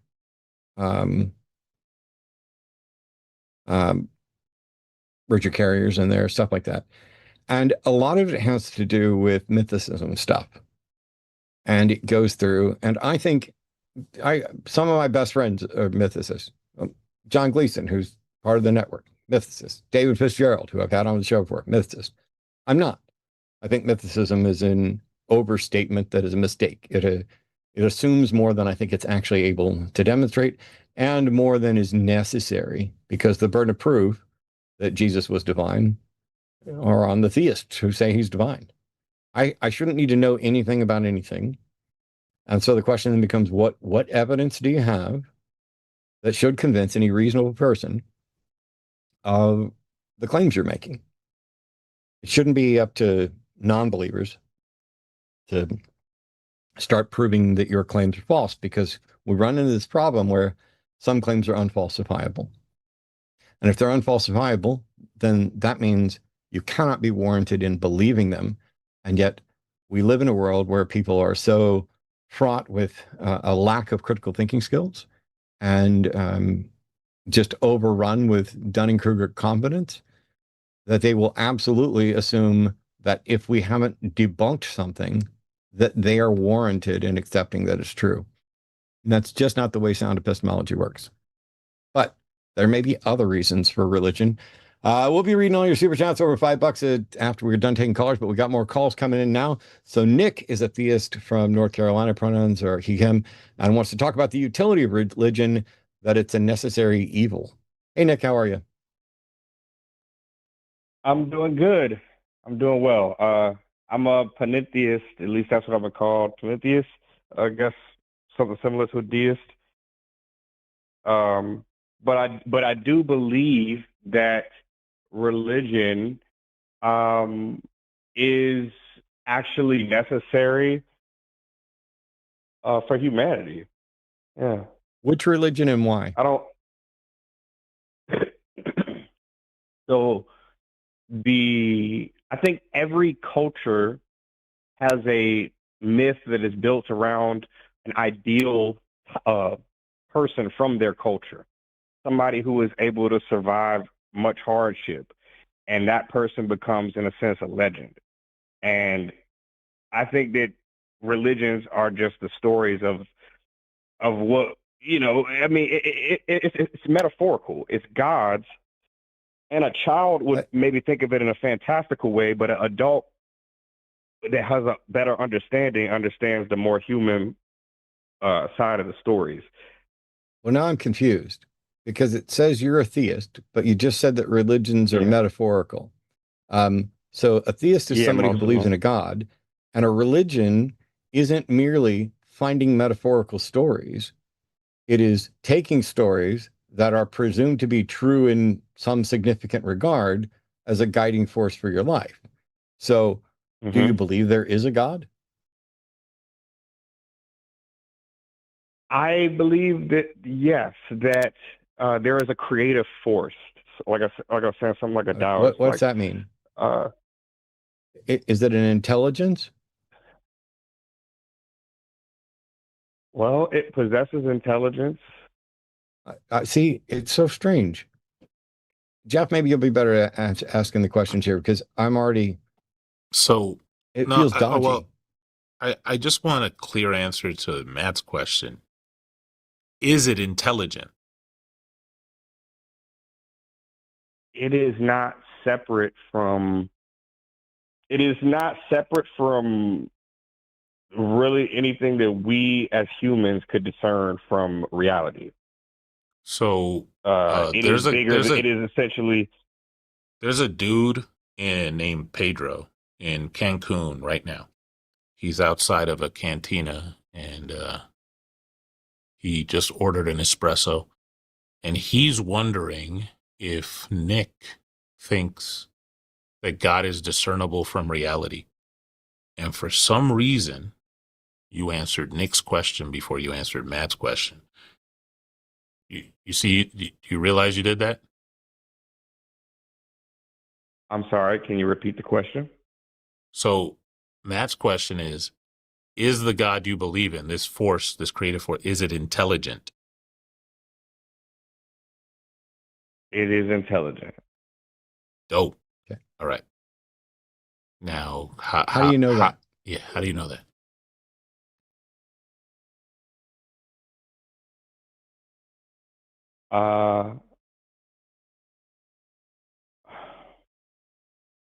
Intelligence is a vague word. It's not even a word that it's a relatively recent word. I really call them because which came first? Which came first? There's grades of human. I'm sorry. Which came first? Intelligence or the word for it? Intelligence, obviously. Yeah. Then it doesn't matter how new the word is or what language you're talking about. We're talking about the concept. And so the concept is you're saying there's a creative force that is intelligent. And all I asked was, how do you know that?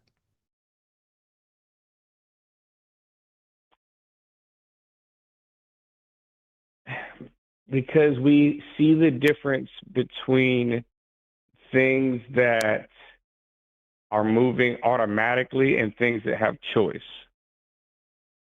And that's the evidence that whatever created all of what is. And I think it's something more like, Okay. we're Can we hang inside on of a just a second? brain of a larger entity. I'm trying to make sure I understand this. So It I'm sounds trying to make sure I weird, understand but this. I asked how I you know think how the force that started it all, supposedly. First of all, I don't agree that it all started. I don't think that's a conclusion we can make, but you think the creative force behind the universe is intelligent because we see a difference between things that move with choice and those things that don't, right? hmm I'm going to yes, assume that I'm one of those things that moves with choice, and a rock is something that doesn't move with choice, right? yes. Okay, so there's two examples that perfectly Well, and I would say that a totally. rock moved with choice so long ago that we can't see it anymore. Because that's a Never question that mind. I Now had to it's a think level of about for stupid. Now the. it's a level of stupid that I don't care to engage with. What? You Well, He no, think just rocks used to be smart it's not. I'm not and being used to be stupid. I can intelligent? explain it. No, no, he no. just gave You us like interrupted the me. Dax You interrupted defense. me because you're terrified of the next question I'm going to ask that's going to expose that you don't know what you're talking about. I was And you just thinking decided to through it. interrupt me by suggesting that once upon a time rocks were intelligent. When was that? No, that the No, no, no. When was intelligent that? force that When was that? essentially caused When was everything to that? When was explode that? and When was that? create movement When was in the that? universe. When was it that rocks were intelligent? That was when rocks were condensed into what is the intelligence that stretched out beyond the rocks as time, as time and space developed. When were rocks intelligent? It's getting worse.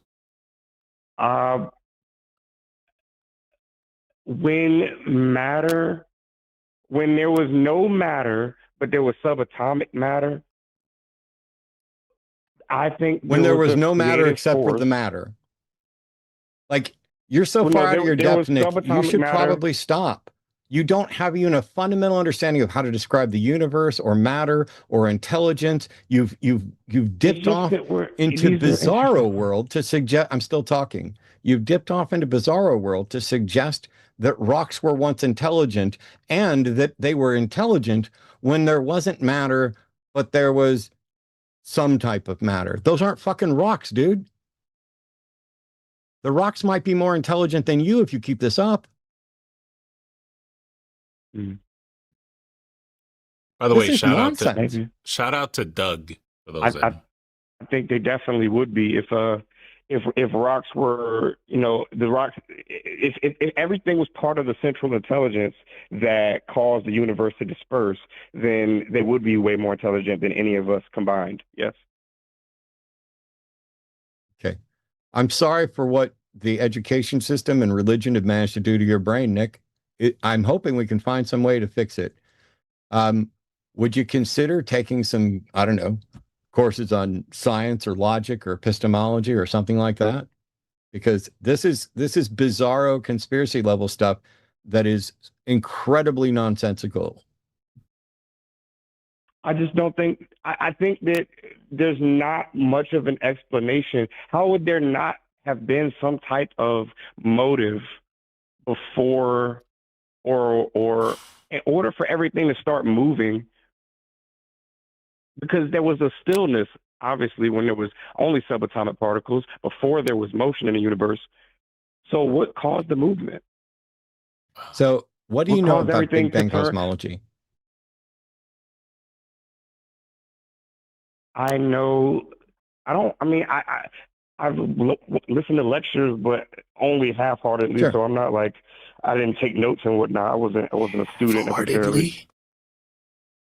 Yeah, So, I wasn't in. I wouldn't rather say I than was like in the classes. I've heard people talking about it. Yes. rather than digging in, because I'm not an expert, rather than just telling you that the current description of the universe, the current Big Bang cosmological model, is the best current description we have to explain all of the available observations, but that we don't have the ability to explore the expansion of that hot dense state prior to the limit of the Planck time. There's a time at which we Mm-hmm. can't go back any further where the math breaks down, and we can't even really speculate about what was there. So we have no idea if the universe had a beginning, but at least the current model suggests that the expansion is, I'm not going to come up with the right word, but essentially space-time is what expanded. And prior to that expansion, there wasn't time. I mean, like, Correct. maybe time didn't exist. Maybe the universe has always existed. Maybe there's a meta time. We don't know. But what we do know is that the way the model describes things, it could easily be the case that there is no time in the history of anything where the universe didn't exist. And then all we're talking about is things begin expanding and moving. And your question is, how could that happen without an intelligence? And my question is, why do you think it requires an intelligence? Where's your demonstration that this must require an intelligence for the expansion of the universe? Okay. This is, and I know I come off woo-woo, but I'm really just building off of the knowledge of my culture and my traditions when I'm thinking about God and I'm thinking about religion and ritual and practice and the use of it and all of that. I think that every living being's prime directive or motive of living shows the What movement, question do you think I just the asked original you? movement. I'm sorry. You said a lot. Can you repeat the question? Yes, I just put it over my head if you can actually see the screen. The question is, where's the evidence the universe began? That the universe began? I think the universe existed before expansion. Yes, we have science to prove that. You're right. No, we actually don't. But And I just I'm also talking described to about. you, I just described that to you. And the We fact talked that you want about. to assert, you're on really desperate territory here when you assert that we have science to prove something that you don't understand and are clearly wrong about. I mean, okay, maybe you didn't say that there were subatomic particles before the expansion, but I have read that. No, you haven't. Not in any science. I have. I have read Well, that whatever before you the Big read Bang, needs to be reported. there was not matter. There was not matter as we know it, but there was subatomic prior matter, to the or expansion, what maybe it's the called math quantum breaks matter, down and something we like that. cannot extrapolate. The notion that you think you have a clue what happened when the entirety of science does not, and then you want to claim that you have science to back it up, you're just talking out of your ass. I don't hinge my whole belief on that. It's just one piece. I didn't ask you what evidence you hinge your belief on. Now you're just making excuses. Now, every time we show that you're wrong and that you're talking out of your ass and that you're making shit up again, Arnold, then you're like, oh, well, that's not what I want to call in to talk about. That's not what I hinge my thing on. What question did I ask you? What evidence is there the universe had a beginning? And you lied. I know that I've read that there was subatomic particles before. I don't give a shit time what expanded. you've read, Nick. I give a shit what you can demonstrate, and you can't. So I have a question for you, Nick. I'm not God. Nick, I can't Nick, just snap my fingers, no, Thanos. listen. We know you're No, not but God. I'm God. We already established that. like Go that. ahead, Nick. But, Jeff, I'm sorry. also Nick, not the you're editor not. of the show. Wait, so I Nick, can't, hold like, put it on, your hold on one screen. second. Hold on one second. You're not talking about God. You're talking about Big Bang cosmology. Now, I had to look this up, and you can look it up too. I didn't. I could get. I want you. Talking about Hold on. Well, I don't know why you're talking right now. Clearly, it's not your turn, right? So, I want you to tell me if there is, like, when you look at from the beginning of the expansion event, cosmologists split it into a thing called an epoch or an epoch, right? Like little segments. Some of them are less than a second, like fractions of a second, and then they get longer as time goes on. I want you to tell me if you think that atoms are included in the first one of those, or subatomic particles. Yes, They're I think not. subatomic particles are. So that Are do you included in the think first they're in the second one? that we've observed. So the first No. epoch is called it's what Matt was referring to as the Planck epoch, and that doesn't have subatomic particles. The second one, the grand unification, does that one have subatomic particles? I see now. I'm glad Remember I'm when I said being you can look it educated. up? Yeah, yeah. So I've heard you just say look that. it. I think it was to the previous Just caller. There's something about just look. Google. No, I said it to you like 30 seconds ago. You can look it up. The fact that you're not looking it up is Okay. probably all the information I need to know that I mean, you're look, happy just to make stuff let's up. not tout privilege, okay? I don't have. I'm on a phone talking to you. Mm-hmm. Okay, I'm glad I have enough signal to even speak clearly with you. Like, let's not like, oh, you can't AI this real quick or something. Like, all right, I I didn't got say you. anything about AI. I could be wrong about that. It's not something I hinge my entire philosophy on, like I was saying before. I didn't say anything about AI. I said just look it up. I mean, if you look, that's even more. Like if you can't look it up right now, then I'm instead writing of a trying note to to myself answer, to look it up later. I That's got how you. I. But That's then how why I are you? operate. But then why are you answering? Why don't we do this? Nick, I'm you just letting you wanted to talk. explain. Nick wanted to explain why he feels that religion is necessary.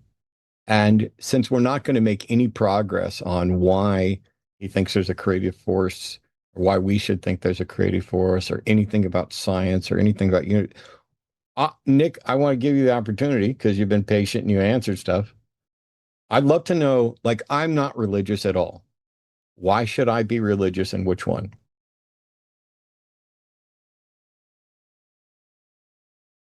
I think it depends on where you were born, because and in the context of your nation's politics, essentially.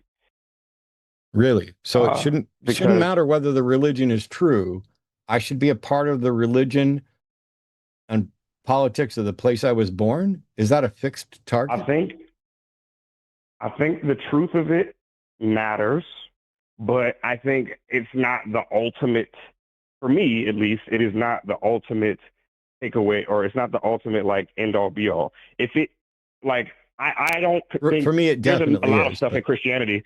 For example, there's a lot of things in Christianity that I don't think are true, but the truths of it and a lot of there's so many other variables to religion than just truth, the social context and the social impact, the reason I only why care people about believe truth. what they believe. I only care about truth. But why should, since you say it's necessary, why should I care about things that aren't true or aren't demonstrably true? Because they have impact in your life regardless of the truth of them. If somebody Oh, no, no, believes a no. lie and they stab No, you in the no. middle of the street, it didn't I matter whether fully it was true or recognize. not that he believed it. I've been doing this. I've been doing this for almost 23 years. I fully recognize that religions have an impact on my life, but they have an impact on my life whether I believe in them or not. And I'm standing up because of the impact to do everything in my power to make religions either demonstrate that they are true and good or that they fucking cease to exist because they are harmful and corrupt. I want to know if you think it's necessary for me to be a part of a religion, why? And I don't think it's necessary for you because you're a very intelligent person. Then it can't be I think necessary. most people If that it's are not above a certain necessary for me, IQ, then it's wrong to it is say not it's necessary necessary. for us. But I If do it's wrong think for there are certain people below a certain if it's threshold not where necessary religion for serves me, a very then it is wrong to say important that it's function. necessary. That's not what necessary means. Maybe you mean to I say think necessary is it dependent. benefits. It's not Maybe necessary for what you you mean to say is that it benefits some people, but it's not necessary. It's not a requirement. Okay. Yeah, Okay. I guess that's a good way to Who put it. does it benefit and how?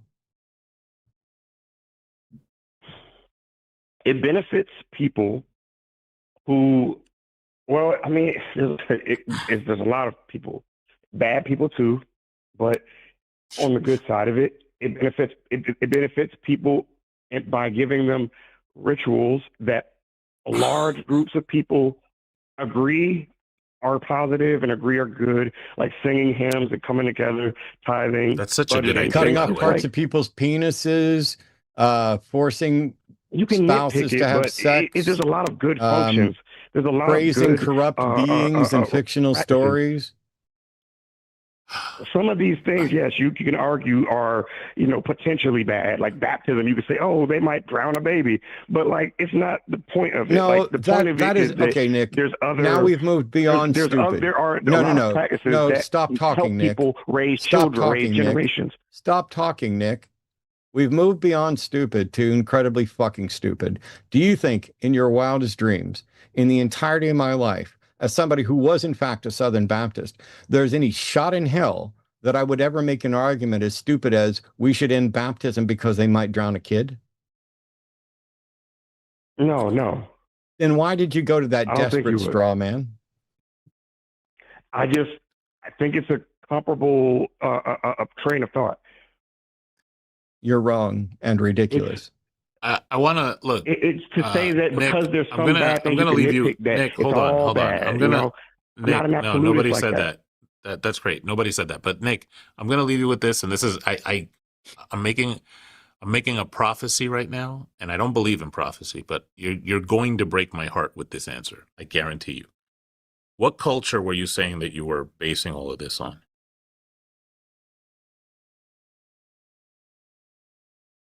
All of what? Like, I mean, Your basing religious all of beliefs. Look, I'm not even anything. challenging them. I just want to know what culture are you invoking. Well, I'm thinking of Black American culture when I'm. No, I'm glad you said about that. this. Can you name for me 3 types of IQ tests, please? Myers, 3 types of IQ tests. Yeah. Am I gonna call? I don't know. I can't do that. No. You know, you said that religion is necessary for people with low IQ, and my ears perked up, and I didn't want to go here, right? But It's a way to prophecy fulfilled. compartmentalize the point. That's fine. That's fine. Look, it's a way to compartmentalize the point. Look, I don't believe in IQ tests ultimately, but it was just a way to compartmentalize the point. There's do you a know mental why my ears or emotional maybe threshold. Hang on just a second. That religion is good for. So hang on, Nick. I don't want to have to be mute. misconstrued. That's all. Nick, I don't want to have to mute you. But Jeff sat there patiently. So let's please let Jeff speak and not be a dick.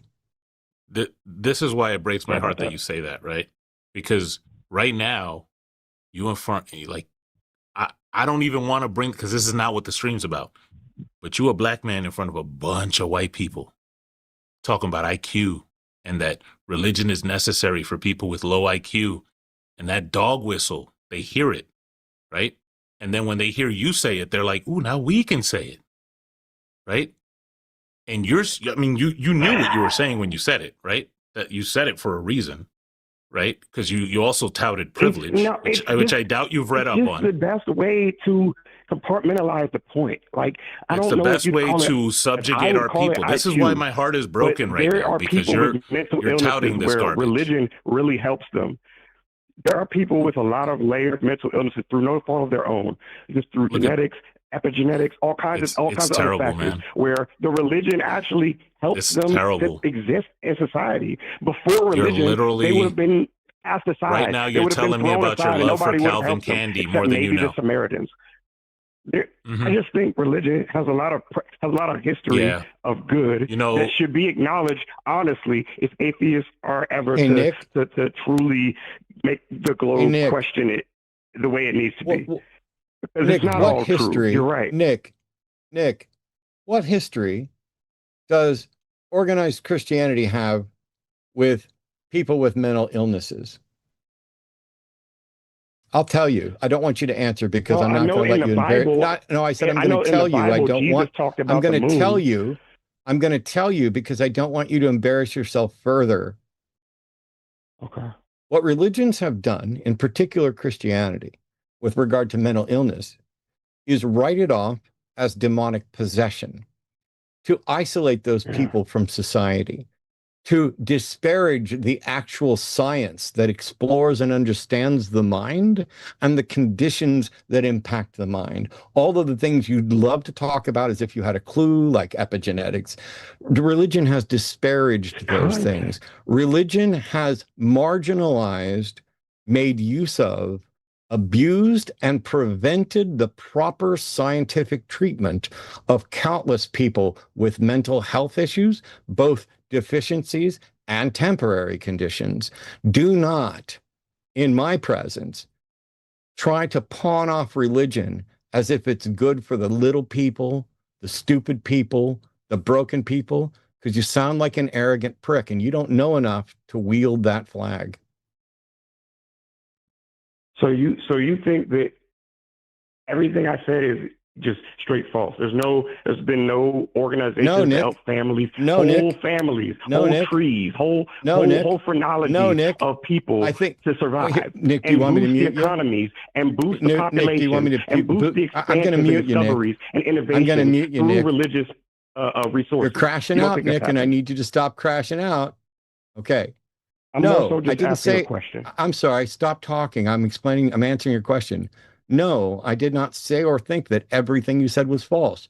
What an absolute straw man, cartoonish, weak ass, cowardly position to tread back to.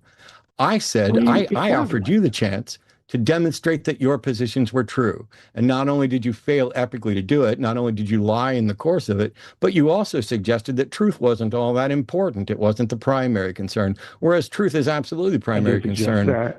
First thing you know, I don't know why you're talking. Why are you running your mouth right now? I'm educating you so that you can stop making people look foolish. If you can't demonstrate that your beliefs are true and you don't care, and you publicly say you don't care that much if they're true, don't you dare pretend that I accused them of being false just because you are incapable and unwilling to meet your burden of proof. That's not my fault. That's yours. I was supposed to demonstrate All that the those religion has had good impact in the world. All those innovations that you're talking about, especially when they were done by Christians, were done and are still done at the cost of literally experimenting on our people, literally enslaving our people. There are children in the Congo right now digging for precious metals that we use in the technology. Hey, it brought innovation. That's dope. I don't know why this is what I mean. You're just saying it like, hey, at least it did this cool stuff. Honesty. I confront the honest truth of what it is before I. Yeah. Are you honest about the amount of human suffering that was thrown at it, especially black suffering? Are you honest about that? Yeah. That's, and it's a good trade-off for you. 100% honest. I'm not just 50-50. I don't just look at it as, okay. But that's a good trade-off for you, right? It was the bad. They tortured us using the Bible. They justified. That's a good trade-off for you, right? Just listen to the question, Nick. Nick, you're rambling. Is that a good trade-off for you?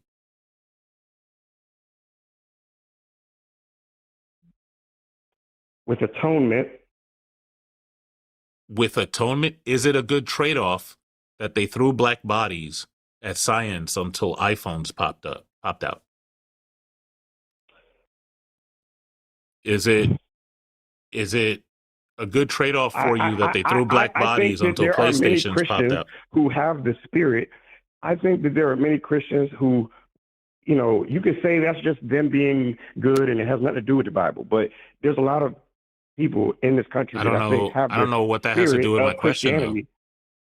And they actually want but remember, you said innovations. I'm just asking, is it a good trade-off? I would say that the religion was working. Nick, why aren't you answering my question? I am. I'm sorry. The question I asked you, listen, the question I asked you is very straightforward. I'm going to ask it again. I'm going to make it very, very straightforward. And that is going to be, is it a good trade-off for you that they threw our black bodies at science until all the innovation you like popped out?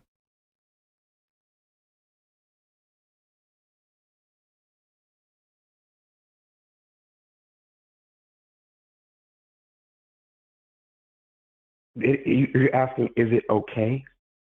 Is that the root of it? No, look. I try to be as clear as possible. I'm not asking about okay. I'm asking, it's not okay. Is it could have been done more? No. I hope I'm answering your question. No. Listen, is it a good trade-off for you?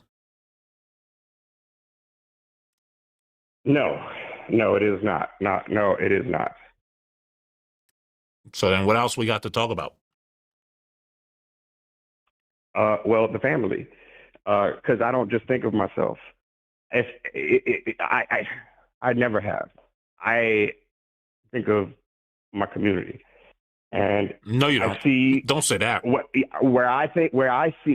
Okay, I could try to take away the. It doesn't work like that. It's good for a lot of people. It really is. I just think, if anything, there needs to be an update. That's what I think. If there needs to be an update, then it needs to come from God. I have a question.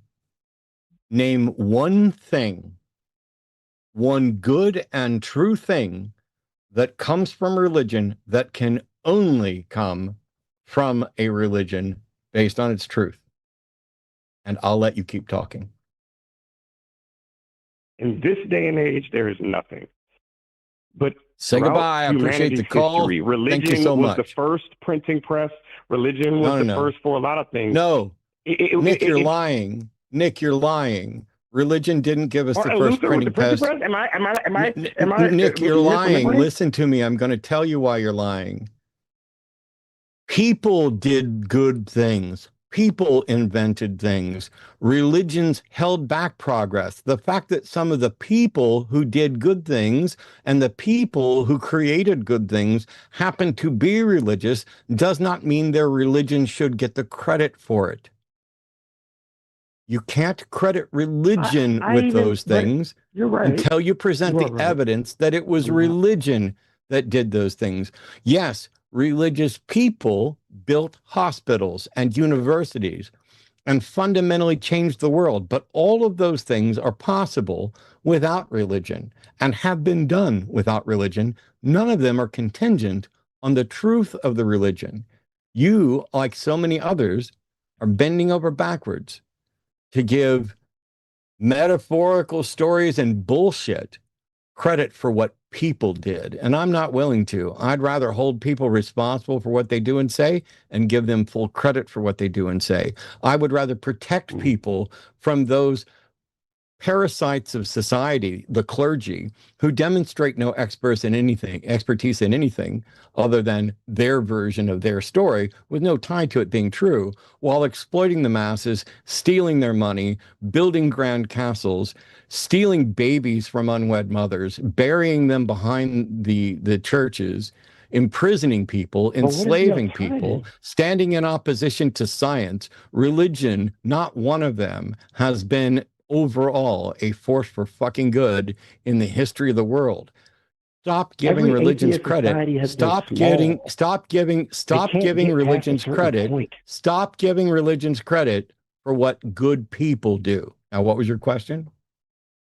I think religious, like atheist societies, they don't grow. Like they don't. There are no atheist societies, Nick. Why there are no atheist societies. There have never been atheist societies. I'm sorry, but also whether or not a particular model of is there a God or isn't there a God, stirring beliefs in people's heads, has taken over the world and made it wonderful is irrelevant.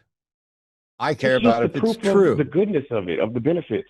There is no goodness that cannot. I asked you, Nick. I gave you the fucking opportunity. I said, what was the question I asked? It was, name one thing that is good and true that can only be achieved by a religion being true. And you said, half right, that in this day and age, there isn't one. And in reality, in no day and age, is there a demonstration of anything that is good and true that can only come from a religion.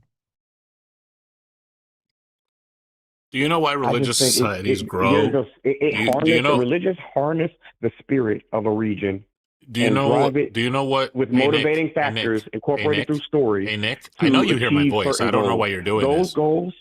He doesn't care. Hey, Nick. I wanted to get thought out. Hey, Nick. This is an excellent conversation, I think. Hey, Nick, I don't think it is. It's a heartbreaking one. But do you know what it is that religions harness to grow? Do you know what it is that religions harness to grow? I mean, tithing. Oppression. Yeah, usually, I mean, Suffering. Western religions in particular use military force. They before they, Oppression. you know, Suffering. before they enter a territory, they use Oppression. military force. Suffering. It's oppression and suffering, man. Yeah, yeah. I mean, but that's not all religions. That is, yeah, Christianity has a lot to blame for that, and Judaism and Islam.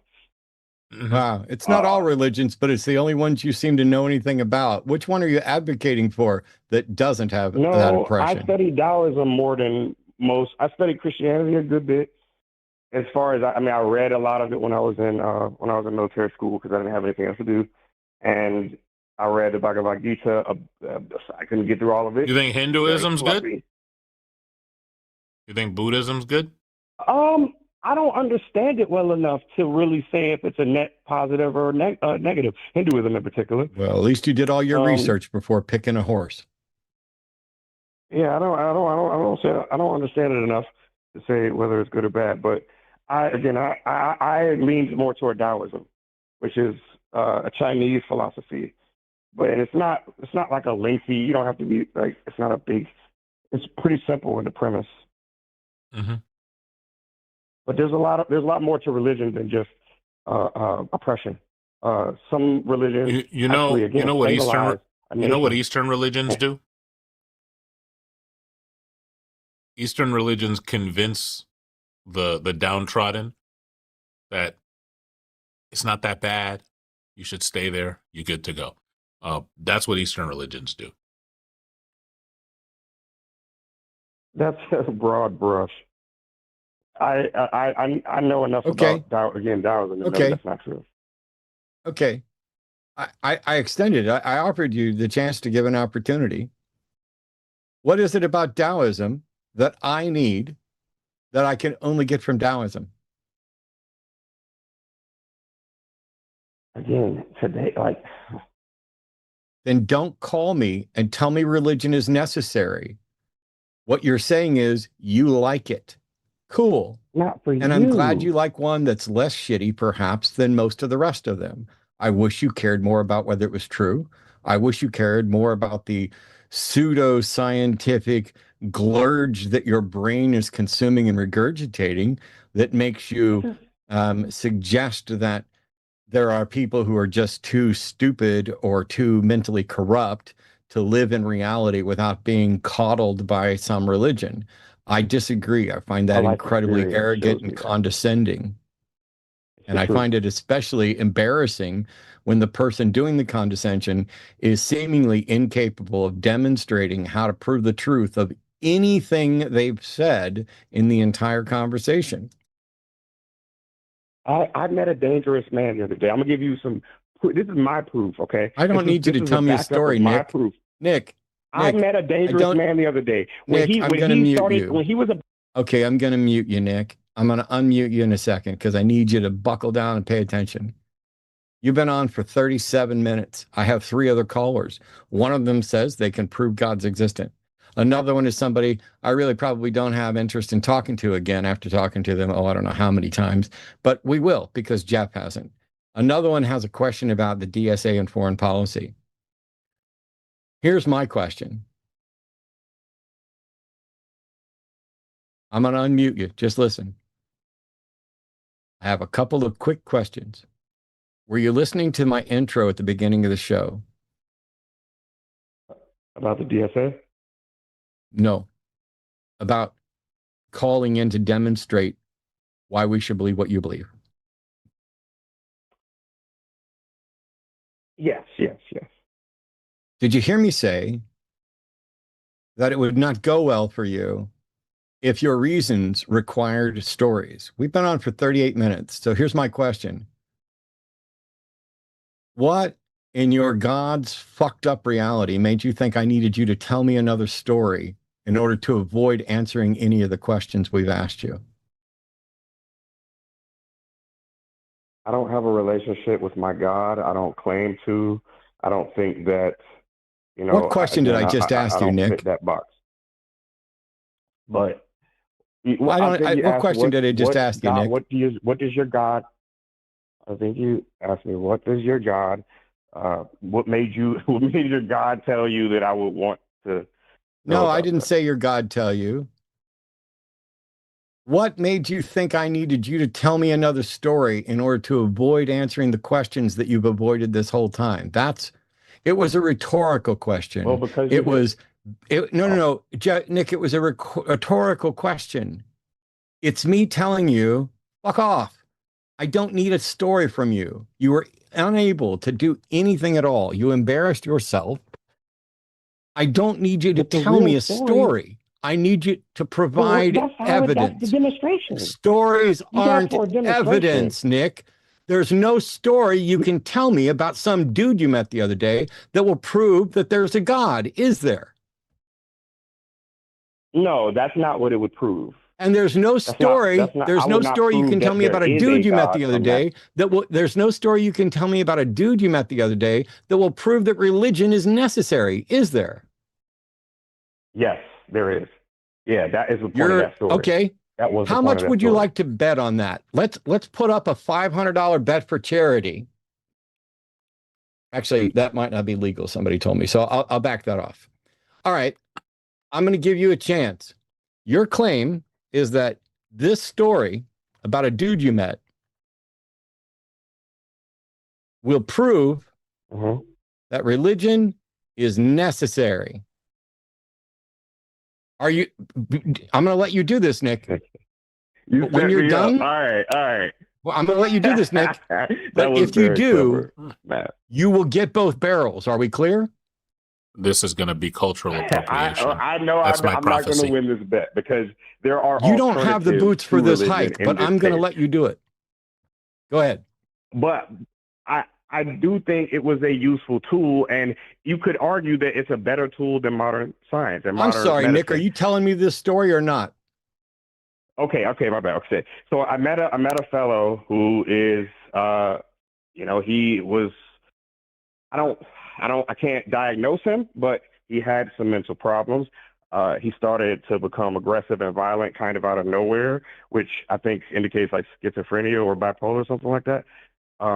And I was trying to talk to him in a way where I try to identify the switch and calm it down. But he caught himself and just started saying, I rebuke. I don't usually say this, Nick. But I hate you, man. It's hard for me to help you understand what's going on here. But I want you to understand. I don't ever say this. I never I've spoken to neo-Nazis. I've been called the hard R like 3 times a day. I'm trying to get through this story about how religion actually helps. And I legit, this man, like on everything I love, I hate you, man. Please finish.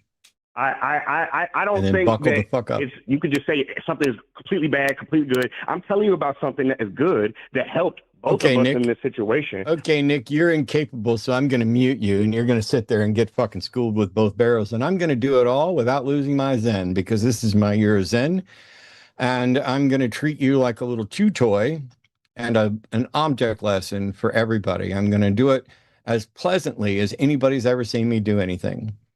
You met a guy who, while you can't diagnose him, had mental problems, was aggressive and violent. And you, in your armchair diagnosis that maybe this was something like schizo or bipolar, were trying to talk to him to find some kind of switch to calm him down. But he ended up calming himself down by saying, I rebuke you, I rebuke you, I rebuke you. And one would presume that if we allowed you to continue your story, or if you hadn't deflected off to something else after Jeff called you out, you would have pointed out that this individual was seemingly hostile and absolutely a threat, and that religion calmed him down.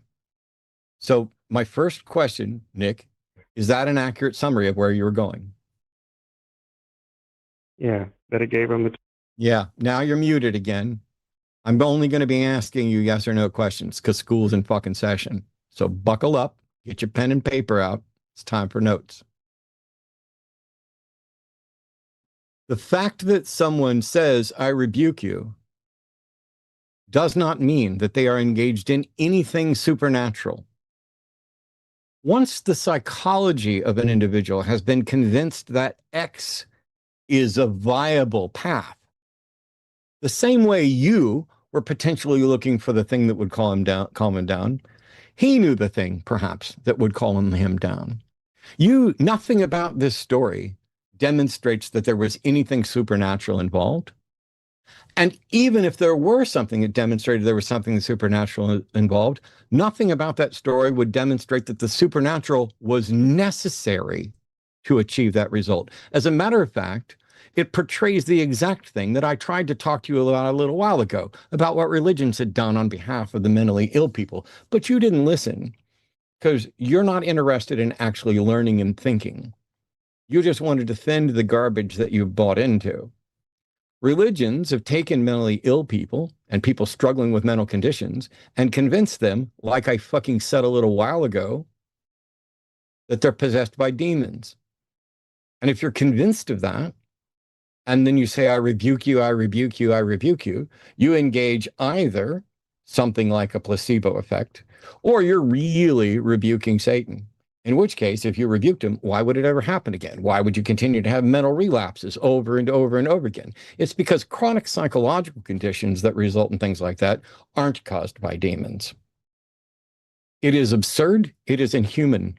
It is disgusting and vile to prop up religions that take mentally ill people, lie to them about the cause, borrow from placebos to give them false temporary recoveries, and then make them feel as if they are from that point on a slave to that religion because they can't get out from underneath the things going on in their mind without reaching out to Jesus, without reaching out to the religion. It's been said that religions poison you and then offer you the cure. But I came up with a better version, which is that religions convince you you are poisoned when you are not. And then they offer you the homeopathic remedy because we know homeopathy is bullshit. Nick, I'm going to let you go. We don't need to get you back for anything else. I don't need you to say yes or no to anything else. I need you to take the notes from what I just said and then rewind and listen to the entire 43 minutes that you were on and realize that at absolutely no point in this conversation did you either demonstrate evidence or argument for anything that you said. Not just not compelling, but zero evidence. You made appeals to things that were false. I'd recommend that you go look into Big Bang cosmology. I would recommend you tune into Skeptalk on Monday nights, especially like last night. We had Erica Gutzik-Gibbon on and Dr. Blitz were both on. So you had a biologist and a physicist on this very network. Dr. Aaron Adair is frequently on shows here on this network. Monday's a great night to call to learn stuff about science. You are in desperate need of that. And you are also in desperate need of understanding of skepticism and critical thinking, because religion has managed to con you into thinking you're closing in on some truth while not caring about it and not caring about how to tell the difference. And when you admit that you believe things, when you can't tell the difference between the true things and the false things, you are admitting publicly that you are irrational.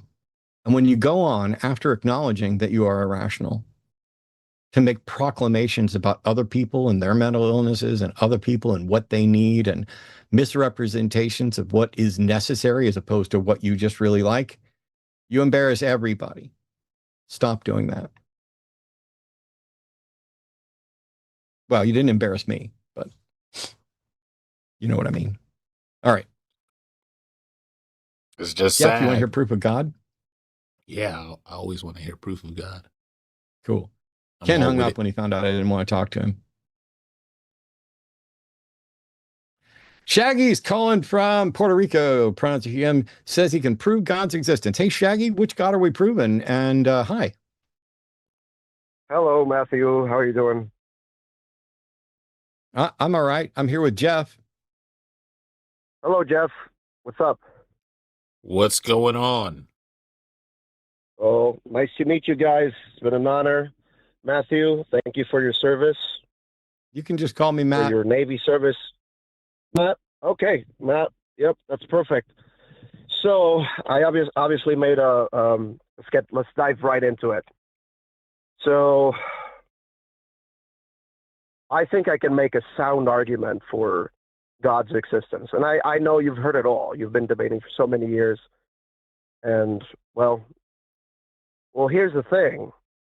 I personally, as a Christian, I don't have a problem with the Big Bang. I don't have a problem with science. I don't have a problem with that because I believe the Big Bang needed a spark, like something that bigger than the Big Bang that made it happen. And you said that, well, we don't even know if there's even a before the Big Bang time. Everything started there at that singularity. Real quick. One second, Shaggy, because I'm already lost. Is this the argument? Okay. Yes. I'm building up to it. No, I don't. Okay, so I'm familiar. I'm assuming you're a layperson when it comes to Big Bang cosmology. What do you mean, late person? You don't work at CERN. You don't have like a relevant degree in the field. You're just a regular guy like me. Right. We're both regular guys. It doesn't mean, Cool. It doesn't No, mean... I'm not. Look, wait. I'm not disqualifying Okay, you. I'll wait. You and I just became best friends. Like you're Puerto Rican, okay. I'm Dominican, and now, so that's one thing, and then we got two things in common. So here's what I want. Let's go. So here's what I want. Like, I don't want you to give me a primer on Big Bang cosmology. We're already in fuzzy territory by your use of the word spark. I don't know what that means, but can you just give me like the straight line argument? We'll go with that, and I'll type it out. Okay. I'm sure Matt might type it out, but like, all right. Yeah. So, all right, you could say it's the Kalam cosmological argument. You've heard it before, so you know what I mean. All right. Yeah, it's called Kalam. So the Kalam cosmological argument, and I want to know, because usually these conversations are like they go a specific way, but I'm going to go to like a little bit of the advanced philosophy class. Okay, is that okay with you? Yep, no problem. All right. What theory of causation are we using, right? And how do you know that that's true? Okay, so answering your first question, so everything that has a beginning has a cause. The universe had a beginning, therefore it had a cause. But we know that there is no on cause. Wait. Yeah. We're throwing a flag. Okay. We're throwing a flag on the play. All right. So I asked you, because I know the Kalam, right? By the way, this is the flag. So we threw the flag. I asked you what theory of causation you're using. So in philosophy, there are like antecedents and consequence, and people have different notions. Like a lot of philosophers I don't want to side with a lot of philosophers because there's some things where I don't agree with the consensus in philosophy, right?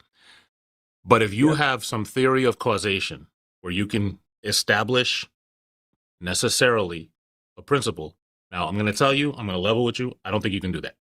But if you can tell me some theory of causation where necessarily A leads to necessarily B in all cases, right?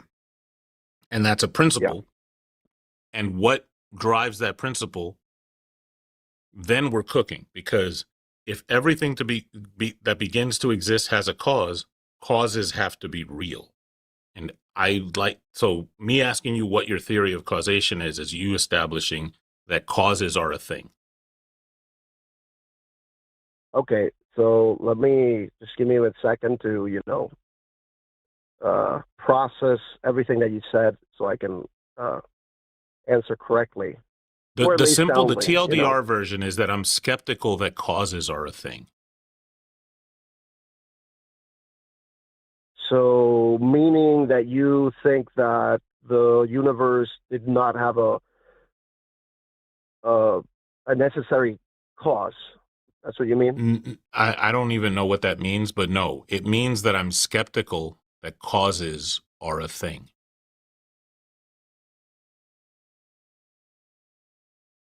if you can explain further, because I'm a bit lost on what you're trying to. What do you you think mean by that? What do you think a cause is? Well, let me give you an example. Don't ostensibly. For example, No, look, let's say. I'm gonna wait. You can't give, in this particular case, you can't give me an example because we're in a very, very murky philosophical minefield. And for like for any type of causation that you posit, right? Or any like example that you give me, you're going to be overlapping like 3 or 4 different notions of causation, and I'm not going to know what you mean. Okay? So simply put, a cause is that which makes an effect happen. So basically, it brings about or explains why another event or state occurs. That's basically what a cause is. Okay. So I would look at that as like some antecedent that necessarily results in a consequent. Yes? I'm sorry, you're asking. Go ahead. Can you repeat that? Sorry. I'm asking if it's fair to say that what you're saying is that there's an antecedent that necessarily leads to a consequent. In most cases, absolutely. I know. I would say necessarily doesn't mean in most cases. Necessarily means in all cases. Yeah, you can say all. Yeah, absolutely. Okay. So, are you familiar with something called counterfactual theory? I am not familiar with counterfactor theory, but I'm here to learn. Go ahead. Oh, no. Whoa. Hey, time out now. That's crazy work. Uh, teach is a labor verb. I'm a socialist. So it's too close to Juneteenth for me to do this much laboring. So what I can tell you, look up counterfactual theory. It'll tell you what it is, right? But it's contentious. But we're in kind of weird waters, right? Because I'm just going to accept premise 1 because it's going to take an hour. I don't think you have a way to establish to me that everything that begins to exist has a cause. I actually was generous because I don't even think you have a way to establish for me that things begin to exist. But we'll just pretend that premise 1 is, we'll put it to the side. Okay. All right. So now we're on to premise 2. The universe began to exist. Do you have some substantiation for that? Yes. So the the argument I'm trying to make, and yes, I looked up counterfactual theory. Got to do a bit of more research on that. So the argument I'm making, the Kalam argument, is actually a bit mixed with the design argument. So that's where my second point comes to light. So we right now as humans, we're just looking for substantiation for the universe began to exist.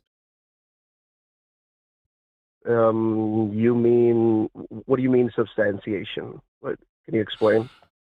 So you just told me Bigfoot is real, and I'm like, I'm not sure Bigfoot is real. I need evidence. That's kind of like what this is. You said the universe began to exist. I'm like, that sounds weird. I'm not so sure about that.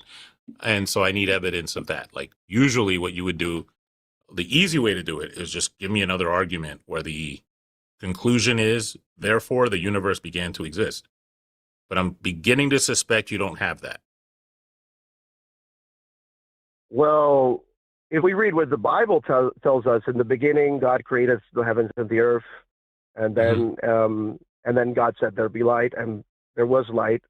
So at that point, I could argue that could have happened when the Big Bang occurred, and the Book of Hebrews also says that out of nothing He created the universe, and that word "out of nothing" created the universe, what was not seen, is actually very similar. Obviously, the book of Hebrews, he's not making a scientific claim, so I wouldn't challenge this as such.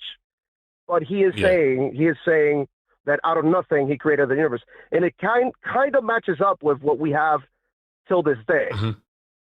You All know, right, check it out. We had nothing. So far, I've given you a premise for free, right? And now I'm going to give you some fact that you said for free. I'm going to grant you that somebody wrote in a book somewhere that in the beginning. Yeah. So this is going to be easy. So we're taking off of the advanced class. We're taking off the train, like putting the training wheels back on.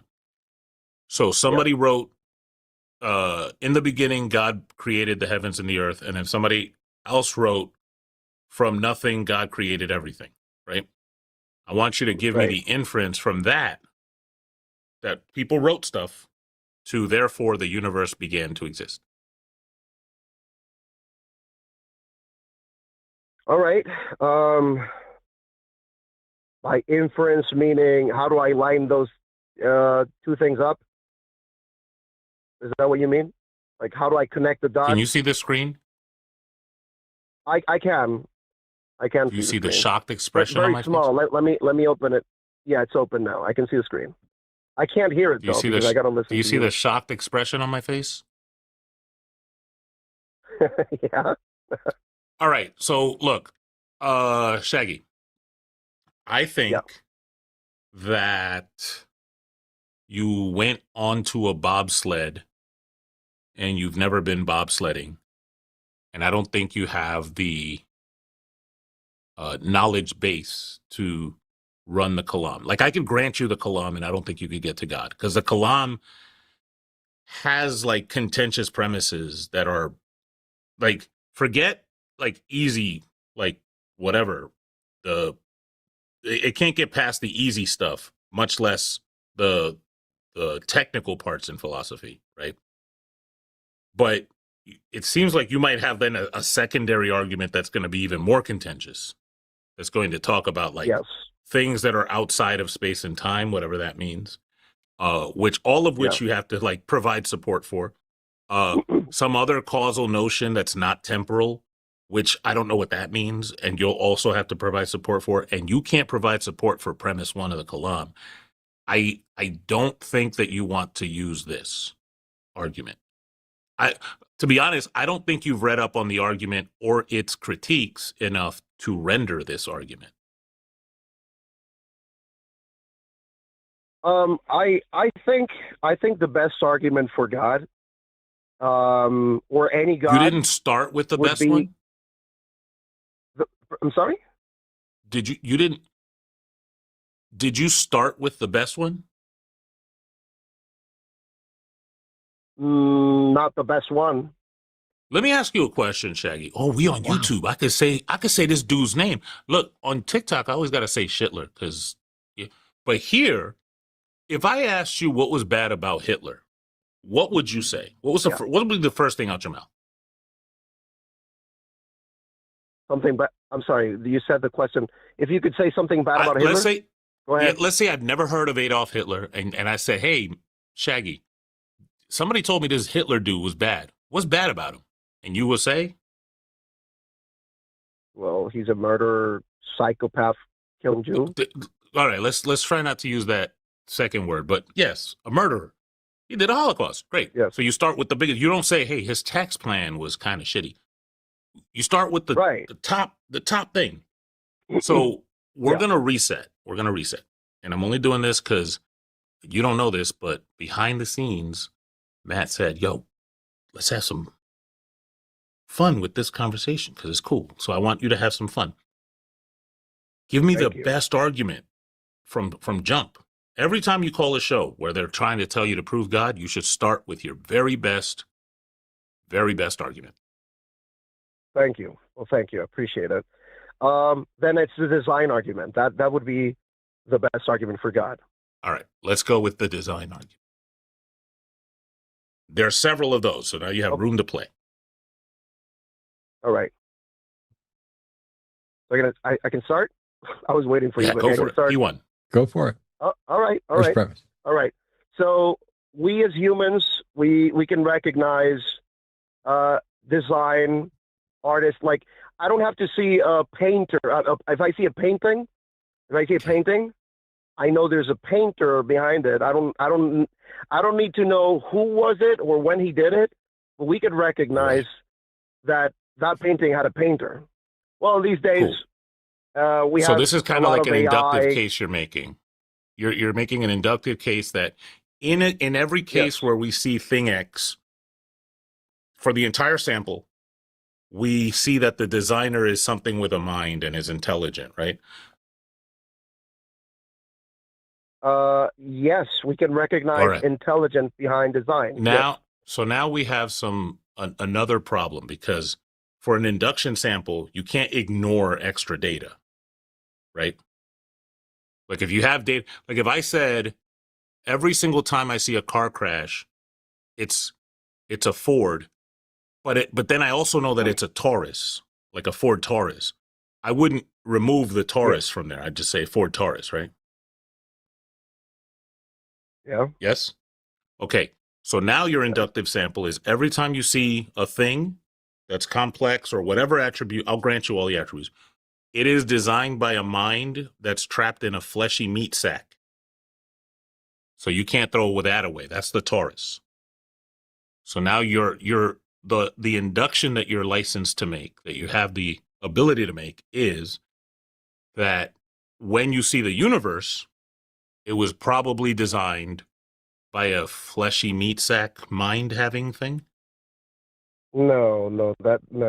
We can recognize design and intelligence. Can you even behind? Can you summarize the critique that I just made? Well, I just want to make sure you're not on a script and you're actually listening to what I said. Well, I am listening. You said if we will demonstrate that by the repetition. Well, I'm going to try because I'm going to try. I'm going to try my best. Are you watching? Look, one thing that people will say about me, and this is part of my brand, is I don't like flowery language. I don't like gatekeeping information. I try to speak in regular people talk so that people understand. Okay. When we were in the advanced part, I was saying a little bit of jargon. I don't like to use it. But right now, I'm speaking like regular people. Like, I guarantee you, meat sack is not a technical term. I use that for comedic effect. So you know what I'm talking about. Are you looking at the chat? I'm gonna give the chat a direction right now. But I need to know you're looking at the chat. All right. Chat. Type 1 and just send a 1 in the chat if you understood what my critique was about an induction and the inference.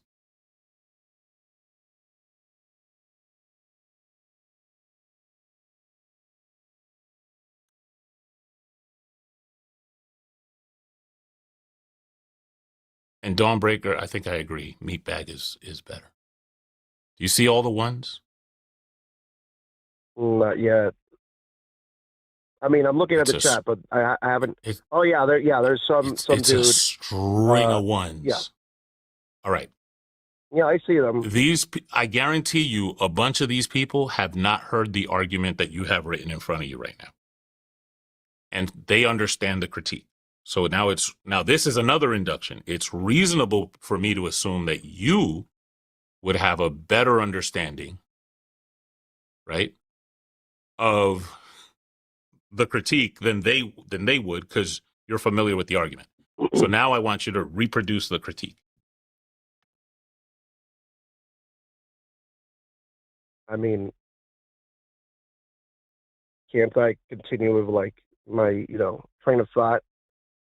Can you ignore what I said and go to the next line of your script? No, I don't think that's cool. I don't have a script in front of me. I don't. It's either a script or it's Teddy Ruxpin. Do you know what Teddy Ruxpin is? No, I don't. I love aging myself. So it's this teddy bear that got a cassette tape on his. And what I think some people do is they do a Teddy Ruxpin, and so they press play on tape and they say their thing, and then they pause when I'm talking, and I said my thing, and they don't. I could have said anything. I could have said, I'm drinking a soda and I'm going to the store tomorrow. Doesn't matter. when I'm done talking, you just press play on tape and say the next thing on the tape. What I want you Oh to yeah, do is but no. reproduce what I said so that I know.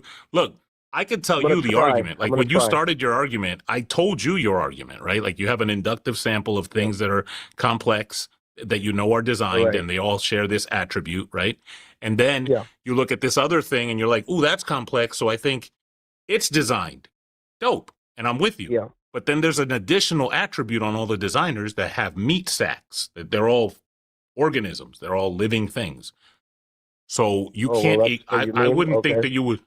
I don't think you can ignore that. Right. That's another part of your Yeah. data. It's like, Yeah. let me jump in for a second, because not only do I have questions for later, but hopefully this will help with what Jeff's doing. Um, if every mind we've ever encountered has been a function of a brain, would it be rational to determine that there are minds that exist beyond a brain? I believe so. No, no, no. Wow. Okay. If the only thing you knew is that every mind you'd ever seen was a function of a brain, what reason would you have for thinking there would be a mind that could exist outside of a brain? What's the reason? I'm gonna try to repeat what you said so I can process it.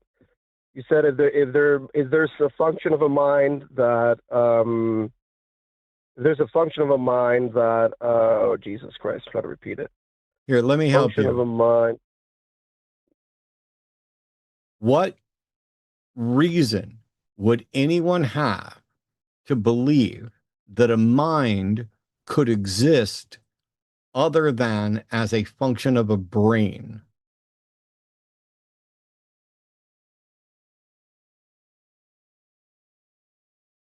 Well, Matt, that's an interesting question.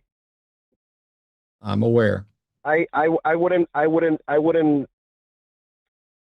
I either need more time to answer it, or I wouldn't know how to answer that. Sorry. Well, I'm going to say that you don't know how to answer it. And I'm going to say that because All right, that's fine. evidently nobody does. See, when we start talking about, if we want to come up with an explanation for something, we make a list of candidate explanations. And until such time, for example, if we want to say, hey, what caused the universe? I don't get to include universe creating pixies as a candidate explanation until there's a demonstration that it is reasonable to conclude that universe creating pixies are likely. And this goes for everything else that hasn't been demonstrated. So until such time as there's been a mind demonstrated to actually exist beyond a brain, and that's been supported by evidence, you don't get to include it as a candidate explanation. This is, in a way, what Jeff was getting at, and maybe slightly differently phrased. But you said we can recognize design. What do you think the hallmark of design is? What is it that we recognize when we say that's designed and that's not? And can you point to something that's not designed? Would you? Okay, I know you're asking me a question, so I'm not gonna answer with another question. But is it okay if I can ask you your question after this? Maybe. All I'm trying to, you, All right. you made a statement. You said that we can recognize design. And Yeah. I have my understanding of what goes into recognizing design, but it seems to be very different from yours. So, can you identify one thing that is designed and one thing that's not designed? Well, let's go simple. A building, it's designed, and it wasn't there. Okay. There's builders, and yeah, that's as simple as simple. What's the thing that not isn't designed? Oh, sorry. A non-designed thing. Let me think. Non-designed thing. Jesus. I mean, that's a hard question. That's a Is that's a it? that's a further problem, by the way, with your hypothesis. Yeah, I'm trying to a non-designed thing. Non-designed. That's a good question, Matt. I right now, out of the Okay. top of the head, you could say, let's see, something in the physical world that's not designed. Because I count design, like if I were to talk about like trees and plants and animals, then yes, I would include it in the design. But a And non-design rocks? thing, You, rocks. you think rocks Well, were I mean, designed? Do well, you I think mean, chemicals were designed? I think look, rocks. We technically, our Shaggy, phones and Shaggy, CPU. I'm trying Yes, to help you. You yes, believe that God designed everything, right? Every grain of sand, every chemical, every process, all of space-time, every rock, every tree, right? yeah. I believe that. Yes, absolutely. Okay. So under your model, there is nothing that isn't designed. So your design arguments, your sort of Paley's watchmaker arguments, where you're walking along a beach and you reach down and you pick up a watch and you know that it's designed, or in your case where you try to go with the intuitive thing of, hey, when we see a building, we know it how to build her. You're doing it in a way that absolutely, completely, and totally undermines your position because there's nothing that isn't designed. In my world, there are things that are, in fact, designed by intelligence and things that are not designed by intelligence. And the way we tell the difference has nothing to do with complexity. And it certainly doesn't pretend that we can tell the difference between something when our model says there is no difference. Instead, we recognize design based on the evidence. And so if we have evidence of something occurring naturally, and we have no evidence of something occurring naturally, and we have evidence of something being actively designed by identifiable agents, and we have no evidence for that, those things are what determine how likely it is that something is or isn't designed. If you're out walking along a stream and you see a bunch of mud and sticks and brush damming up the river, you get to make a list of candidate explanations for what caused that. Maybe it was a beaver. Maybe it was a terrible storm. If it was done by a beaver, it isn't more complex. That is the reason we recognize it. It's because we've observed beavers doing this and we recognize the teeth marks, the claw marks, the structure, the path up in there. And we recognize that those things are incredibly unlikely, if not virtually impossible, to occur just by the physical process of nature that would dam up a river. That's how we go about making candidate explanations. And that's how we go about recognizing design, not by its complexity. As a matter of fact, one of the prime hallmarks of design is simplicity. Nature is incredibly efficient and lazy. Um, Designers design things, and the better the design, while there are certainly complications and computers are complex, et cetera, blah, blah, blah, it is the elegance of simplicity that we recognize. But the true measure is by contrasting that which occurs naturally with that which does not occur naturally. And under your model, everything occurs naturally. So you have no contrast, which is why they've convinced you to buy into the notion that complexity is the hallmark of design. And they have taught you wrong. Okay. But even a rock, as simple as it is, Yep. everything that's ever been made in this universe, well, not I wouldn't say everything, but almost everything is in the 118 elements of the periodic table. And if we look like everything inside a rock, like microscopes and everything, and we see it, like how it's built, it's actually, you can still recognize design. No, you And can't. the fact that, Nice try. I just debunked your entire position, explained in really simple terms that a child could understand the true hallmarks of design. And what you did was you said, nuh-uh, if you get down and you look at the actual chemicals, you can see design. Okay, which chemicals weren't designed? oh, so you're going back to the simplicity thing. Yes, you Well, don't I get think to escape the all of them problem by were, pretending it didn't exist. You don't get to suggest yeah, that Oh, look. I bet you'd love to talk about the bacterial flagellum, wouldn't you, if you knew what it was? Maybe, maybe. Yeah. It's a common argument from the Discovery Institute and design proponentists, which is the uh, morphing word that we found when they tried to start calling creationists intelligent design proponents, or design proponents.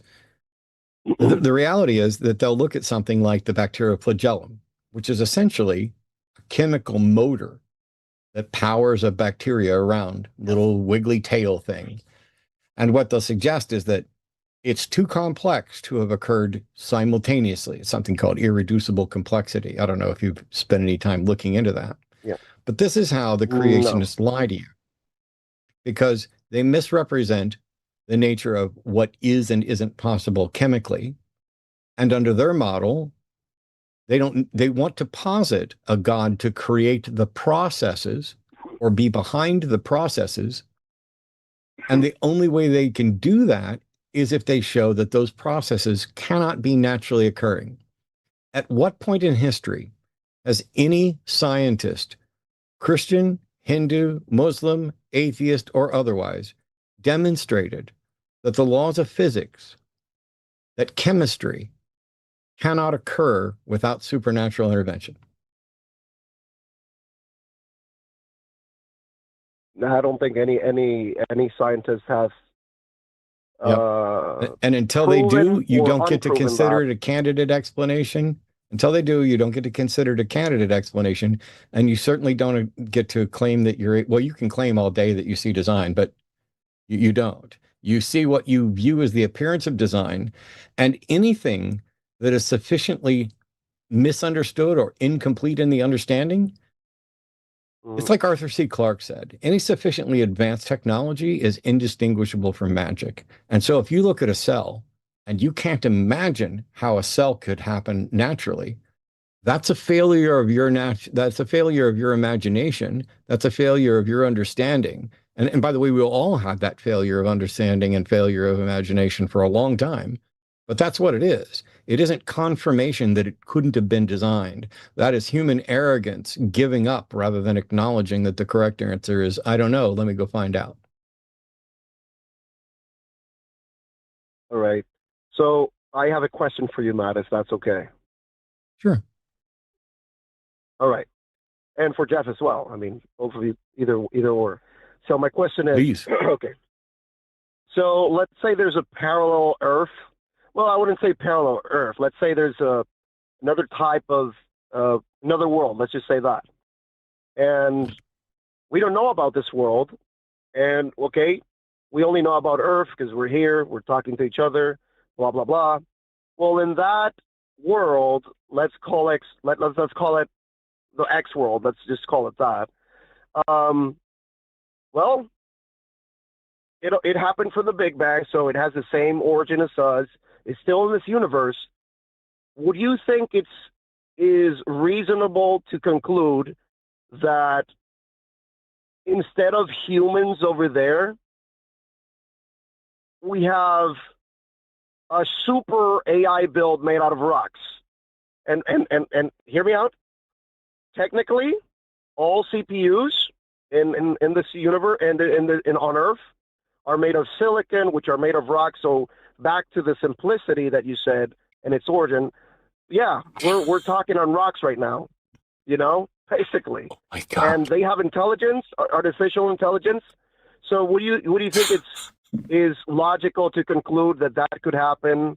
Because if we happen and we built the AI, do you think it's reasonable for us to conclude that could happen? Shaggy. Yeah. No, I think you're cartoonishly flailing about, and I'll let Jeff answer this in 1 second. No, and the answer is because when it comes to biological evolution and change, we have reasonably well understood mechanisms for how that change is governed. Evolution by means of natural selection, random mutations, and what life is, as far as the life that we're aware of, other types of life may be possible, is this self-replicating chemical that can reproduce with errors. We do not have evidence that rocks, silicon or otherwise, have any mechanism by which to reproduce and change with errors. And as a matter of fact, because of the way chemicals interact and the chemical nature that drives biology. So it's physics at the ground level, then it's chemistry, then that becomes biology. If you could demonstrate some mechanism by which rocks can form circuits, can evolve and change to be more than merely the mineral, then you would have a reason to think, hey, this is a path worth pursuing and maybe possible. Until then, in my view, all you're doing is demonstrating that you still don't understand this. And so you came up with another example, and you're going to use that example to say, for all we know, that might be happening over there. Well, the time to believe that there's sentient silicon over there is after it's actually been demonstrated and confirmed and not a second before. And sorry for going on, Jeff. Nah, you're good. Look, we've actually kind of surpassed God in our design of like just chips, right? Like, do you know how much 3 nanometers is, Shaggy? They're very, very, very, very small, very, very small. It's like about measurement. 9 or 10 silicon atoms wide. We're guessing, like we can't see it. That's what a transistor now, like in your phone and on some of the computers that are coming out. That's how small they are, and they're configured in such a way to do Boolean algebra and to say because it's a semiconductor, sometimes it lets electrons through and some like conducts, and sometimes it doesn't, to create this math so that Matt could play chess on his computer and I could play GTA 6 on my PlayStation, right? That's all it is. Yeah, let's go. Right? Now, Matt gave you a very clear, logical argument and I agree, for simplicity, but I'm gonna just pretend that didn't happen for a second. Do you think that do you still think complexity is the hallmark of design? Like if you see a complex thing, it has to be designed? Well, logically speaking, from a logical standpoint, yes. Look, I'm going to grant you so much here, and you're going to hate it at the end. Do you think that complex things have a designer? I could recognize intelligence or some type of design in complex things. Yes. Okay, and is that's what you're saying, is that it's complex and therefore it has a designer? Not necessarily. Well, yeah, you could say so. Yeah. Okay. Just for the sake of the argument, yes. Cool. And the designer is also complex, right? Well, like humans, we're complex, right? Yes, and okay. we're so complex. Here's what I got. So yeah. Wait, we got it. So for every complex thing that you see, you've seen a complex designer, and therefore, when you see complex things, you think you have is God complex? Yeah, absolutely, it's complex. Okay, well, we got him. We got him, folks. No, you didn't get me. No? Yeah, we did. Yeah, we did. No, you don't. I'm going to tell all my friends. I'm going to write it in my journal tonight. What designed God? Oh, yeah, you try to get me in that little trap. Oh, I didn't try. Nope. No, it's not a try, and it's not a trap. See, what happened God wasn't designed. No. Yeah, he was, by your own admission, by your principle, by your statements. I'm sorry, Shaggy, you need to stop talking because now I'm having my fun. See, when you said, logically speaking, and everybody in chat laughed because you don't have any basic understanding of logic, and you've been nice, and I'm not trying to be a dick to you, but you just kind of irritated me by doing you caught me in a trap. No, You asserted that you can recognize design by complexity. You then asserted that God was complex. You had also already previously acknowledged that all complex things are designed. Therefore, if you understood logic, if A then B, if B then C, therefore A then C. If you recognize something as complex, then it has a designer. If God is recognized as complex, then God has a designer. That is an absolutely valid syllogism that, under your view, is a sound syllogism because the premises are true, but you want to accept the premises and reject the conclusion, which makes you, by definition, what's the word, everybody? Irrational. Irrational. Now, Shaggy, Wow. do you know why I did that? Do you know why I did that? Do you know? I got to tell you this. If Mhm. we're speaking logic terms, then yes, you got me. Yeah, Okay. logically, We're not we speaking both logic. build that up. Yeah, yeah, we are. All right. No, Logically the reason I speaking, did that is because of a man named William Paley. Do you know who William Paley is? I do not. I do not. He's one of the first people that did like a simple design argument. Do you know when he did that? I have no idea. Your great grandfather and his great grandfather weren't born yet. So this is one of the things that Really? actually, One born yet? Who's one born this was yet? like in the early 1800s. Now, here's the thing that kind of annoys me about these kinds of conversations. This is something I told a friend of mine. Actually, yeah, that's right. You know J. Mike, Matt. I do, yeah. He's a good friend of mine.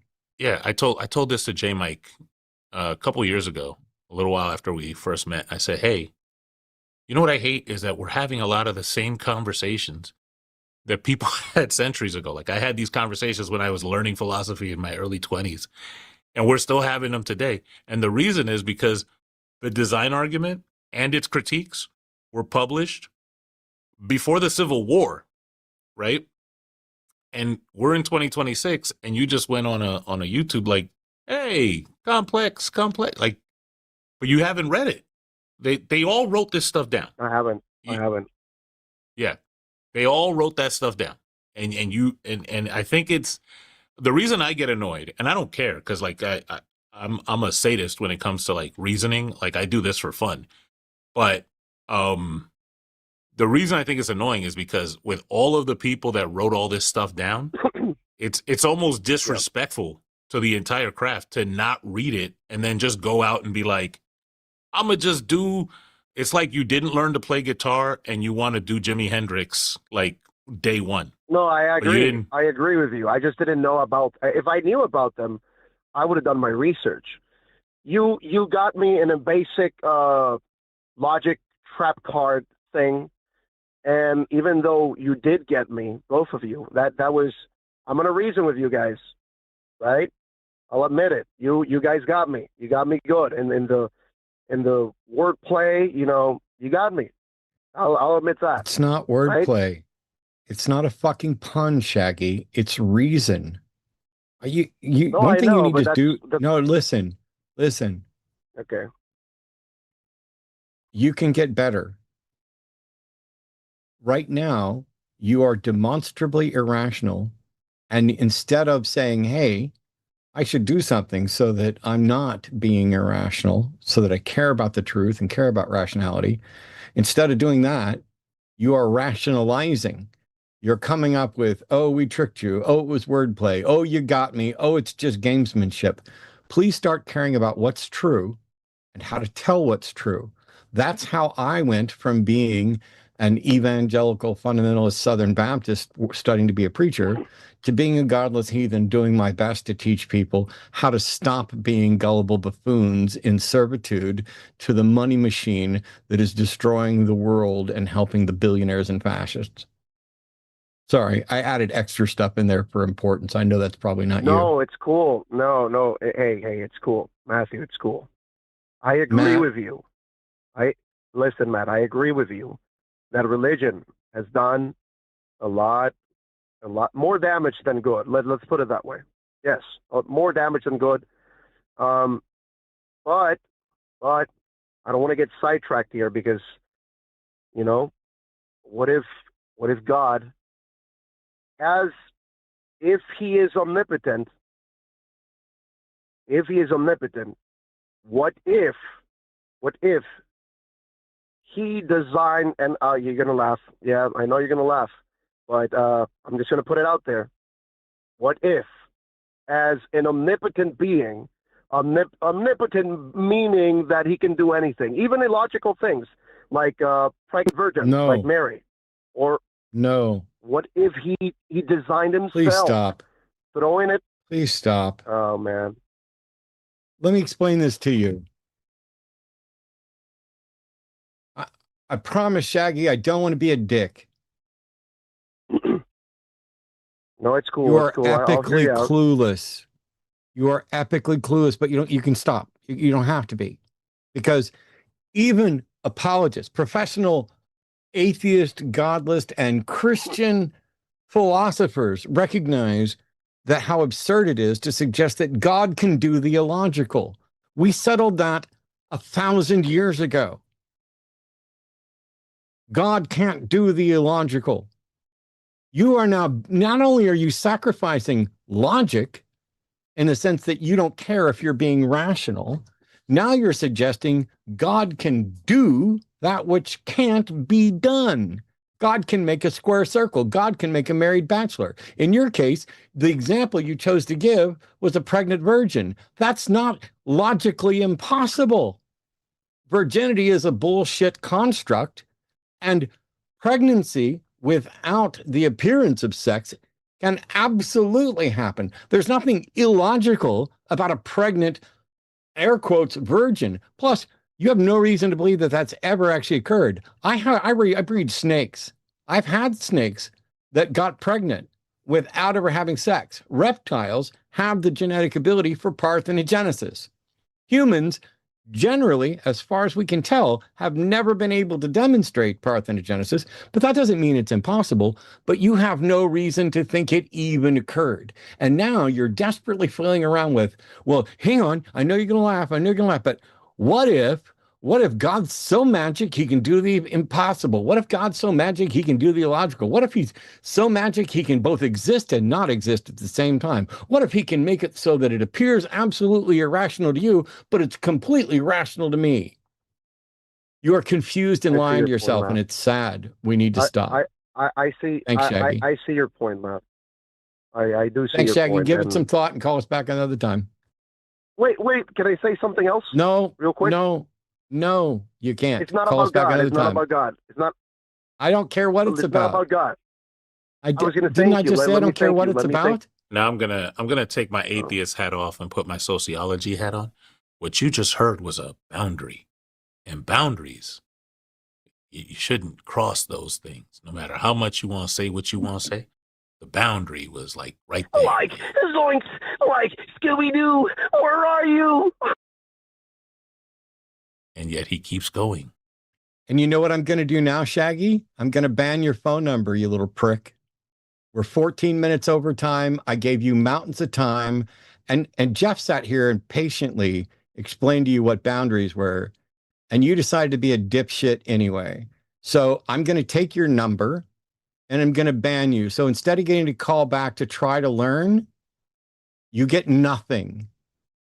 Everybody is dumber for having listened to you. And you just fucked over any shot that you get to speak to me again. Bye, bitch. Okay. I'm gonna be honest with you, Matt. When he said, "What if he designed himself?" I almost called it a day. I almost said, "All right, we're done with life and stuff." It's nuts, and I have my. That's what I had to do. Sorry, I got weird hiccupy burpy type things. That's what I had to do to kind of keep me from actually crashing out. Because there were people who were like, oh, this guy isn't for real. This is a troll call. But somebody says that about every call that comes in.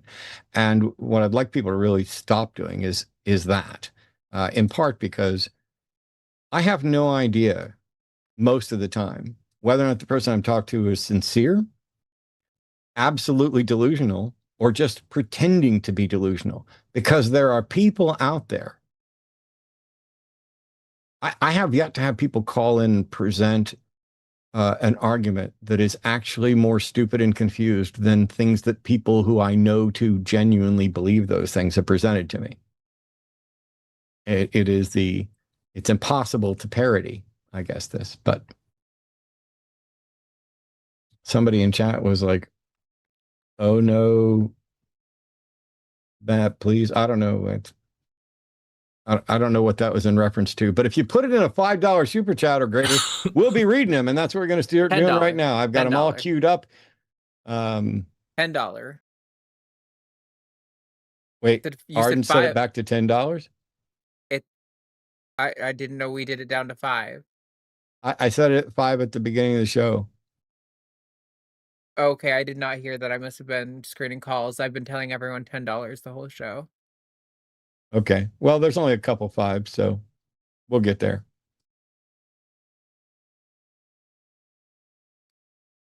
All right. Sorry, 1 second. Good. That threw me off and I lost. I got the list in front of me, so if you're ready to just pop the screen up. Yeah, no, there we go. I got lost on getting that set up is what I'm saying. Oh, no problem. Okay, you're good. Here we go. Joshua Everett. $10, and thank you so much, Joshua. Jeff is the best person we elder millennials have produced in our time on this planet. Glad to say him being treated so well. We met on one of Jovan's streams. Yeah. And it took about 5 minutes before I was like, yeah, I got to get this dude on the show. We got to hang out. So, yes, I concur. I claim Gen X, though, so take it back. Yes, I'm Gen X as well. Oh, are we going back and forth? Yeah. Yeah, all right. So we got Green Man Dave, $10. Dope. I'm happy to see you made it home safe, Matt, and I'm glad to have met you. I hope to have another opportunity in future. Thanks so much, Dave. I saw a lot of stuff in chat where people were saying that they had met you at the con, and so I think that's cool. People got to meet you. Yeah, no, there aren't as many cons as there used to be. Conventions. There's more cons like con jobs than ever. But this weekend was NanoCon, and I love the people who run NanoCon. I was asked if I'd come down and do a magic show, and I spent months and lots of time and money to put together the best show I could. And then I got down there, and they all enjoyed it. I fucked it up way more than anybody watching it knew I fucked it up, but I've done stuff like this long enough that, one of the things about being a professional or quasi-professional in something is that a lot of times it's not about not making mistakes. It's about knowing how to recover from them so that nobody notices that there was a mistake. And that I can do. And I can occasionally be funny. And then I was fortunate on Sunday morning, I hosted a panel. Hemant Mehta had to leave. His flight was early and the place was a long way from the airport. So I hosted a panel with several people about reaching out and different platforms to do. And that's when I went live on TikTok for the first time in a long time to say, okay, I'm going to start doing TikTok stuff again because they told me I have to. And then immediately after that, I was fortunate where I did a panel and was there with Marissa, is it Richardson? I think that's right. My apologies if I got it wrong, Marissa. She was the first trans person that was a government official or appointee in Tennessee. And I was, and also on the panel was Fish Stark, who's the president, executive director, whatever, of American Humanist Association, and just fucking outstanding. And Monty Mader, who I met for the first time. And the four of us were sitting there talking about what we needed to do to potentially change politics and get people involved, and how and where we draw lines. And it was a great weekend. I'm very glad I went. I'm glad I got to do more than just the magic show. I would have loved that. I mean, the panel was really good, and it was an unexpected treat. So very nice to meet everybody and get to see everybody. So thanks, Dave. The Atheist Mechanic, who was also at NanoCon. Matt, it was great getting to meet you at NanoCon and others from the chat. Looking forward to Rocket City Reason and meeting or reuniting with everyone there. Looking forward to a great show. Yeah, the plan is for Arden to go to Rocket City Reason. I might, but we're not sure yet. Now we got Dante Verona 1. It says, low information voter. Oh, look, we elected a bunch of Republicans and the economy got bad. Me. Yeah, but that only happens every single time. Great induction sample. Thank you for the $10. Yes, I had a bunch of memes saved on my phone, and they were ones that I had actually gone through and researched. I might pull them up if somebody calls in to actually challenge something. There was one caller left that wanted to ask the question, and I'm sorry we ran out of time because theists are always going to have priority, but they wanted to know what the Democratic Socialists of America, how their views aligned with U.S. foreign policy. And if that person's still listening, my answer is I don't care how it aligns with current foreign policy, because foreign policy can and should change. If the current foreign policy is to continue the illegal war in Iran, that needs to change. If current foreign policy is to de facto support Israel no matter what, that policy needs to change. It doesn't necessarily mean that we need to replace it with isolationism. Although at this point, I think I'd find isolationism preferable to some things. But the reality is we live in a global economy, and what happens elsewhere impacts us. And so there are interests. But we need changes. And I want to support the people that are changing and working to change, even if it's impractical, things in the direction that I am currently convinced is better. And considering that I am opposed to quite a bit of our foreign policy under President Trump, like blowing up boats in Venezuela, kidnapping foreign national leaders. And I'm also opposed to domestic policy where, last night during the dual logs debate, I was on hold the whole time with one question. That question was, rather than dealing with things in generic terms, I have a specific question, and this is for both of the teams. Of these 5 individuals killed by ICE, Ruben Ray Martinez, Alex Preddy, Rene Good, Joan Sebastian Guerrero, and Lorenzo Araujo, which of those killings were justified, and what specifically, if anything, should be done about those deaths? I think it would have been very interesting to get them. They started to address it at one point. They what's his name? The extra dumb one was like Marte. Went down the. Sorry, what's that? Marte was the extra dumb Marte, one. yes, sorry. I mean, I'm not sorry. I'm sorry you're extra dumb, Marte. But by the way, you can call in and debate me anytime on trans stuff, you cowardly bigot.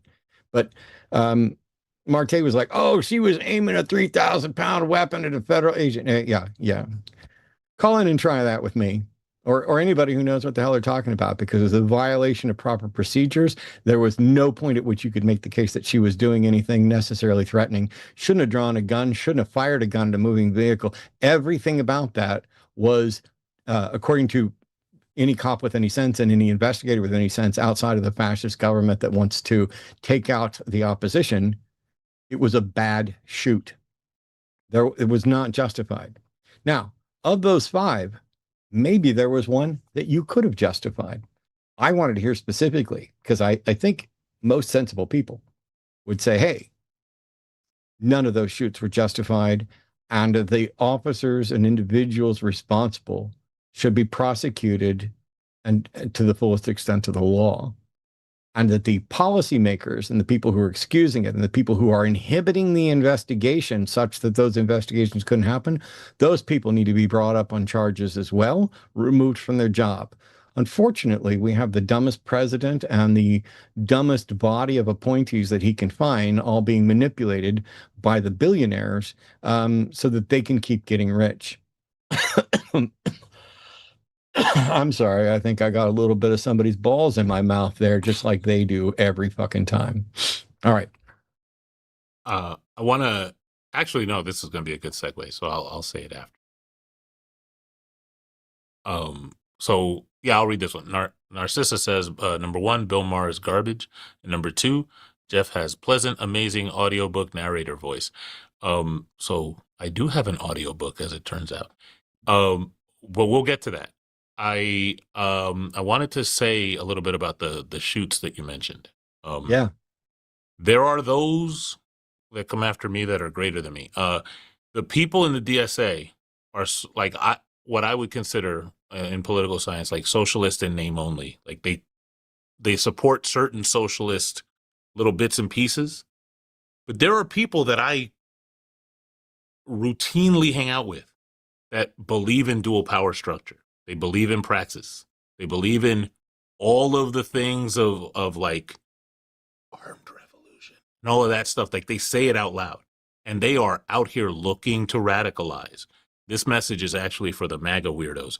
If you look at 1-16.200, like that's what Matt was alluding to, and it says don't do this to a moving vehicle, and you're like, yeah, I don't care. You're giving my friends the opportunity to radicalize. That's all you're doing. Because if you don't care about the law, they definitely don't. Like the actual communists out there, they don't care about this law stuff, because the law stuff is what's marginalizing people. And all you're doing is saying, hey, yeah, they're right. You should go with them to do dual power and praxis. And then, so if that's what you want, that's what you're enabling, right? As for the audio, well, actually, I'll ask you, Matt. Do you want to do the thing now, or I mean, I know we're running late, so we can do it another time if. Yeah, go ahead, do it now. Okay, so, and Arden, are you okay with just dropping it in chat, or like? Yeah, absolutely. Oh, wait, did you send me the link, or are you gonna drop it? I sent you the link. I messaged it to you. Oh, it's in the Discord, right? Yeah. So basically, I wrote a book about the Bible, and it's called "If You Have to Explain It," with a subtitle. It doesn't mean what you think it's. It doesn't say what you think it says. And so, in this book, I take a whole bunch of passages from the Bible, show it from different lenses, different groups of people, whether it's academic, critical, rabbinic. And then I take other passages that are pretty direct, not as ambiguous. And the point of the book is to show that when people are engaging with the Bible, even the people who you say, hey, these are super good faith groups of people, they come up to different conclusions, doing their best effort to make it say a thing, right? And so the only conclusion that I can draw is that the Bible is too vague to tell us really anything with any degree of confidence. And even if you're a textual critic and you become fluent in biblical Hebrew, and you become fluent in biblical Greek, and you become fluent in Aramaic, and you study every single stele and every single thing about the cultures of the time, you're never going to be 100% to what the original intention was. You're only going to be guessing. Maybe your guess is better, right? So what I did was just for you guys, for the people that stayed behind, I'm giving away 10 free copies of the ebook of my book just for y'all. And so that's going to be, we're going to drop a coupon code. I'm not sure, like I'm seeing two chats, so I'm not 100% sure where, or if we're just going to put it on the screen. But the first 10 people to grab it, you get it for free. Yeah, that's it. I put it in the horizontal chat, but I can drop it in the vertical too. Also, I think I accidentally put this link in the description because I thought this was just the general link to your book. So somebody may have already gotten one, but here, let me put the coupon code in there, because the coupon code that I sent you, it's right above the first thing. Oh, okay. So the link is so nobody got it yet. I'm putting in the coupon code. Got it. Okay. Sorry, yeah. I misunderstood. No, you're fine. You're fine. So if you go to that link and you when you go to buy the ebook, you put in the coupon code. You just get it for free. Let me pin that. Also, I wanted to say that while I was telling Marte that he could come and debate me whenever he wanted on trans things, it's only on that subject.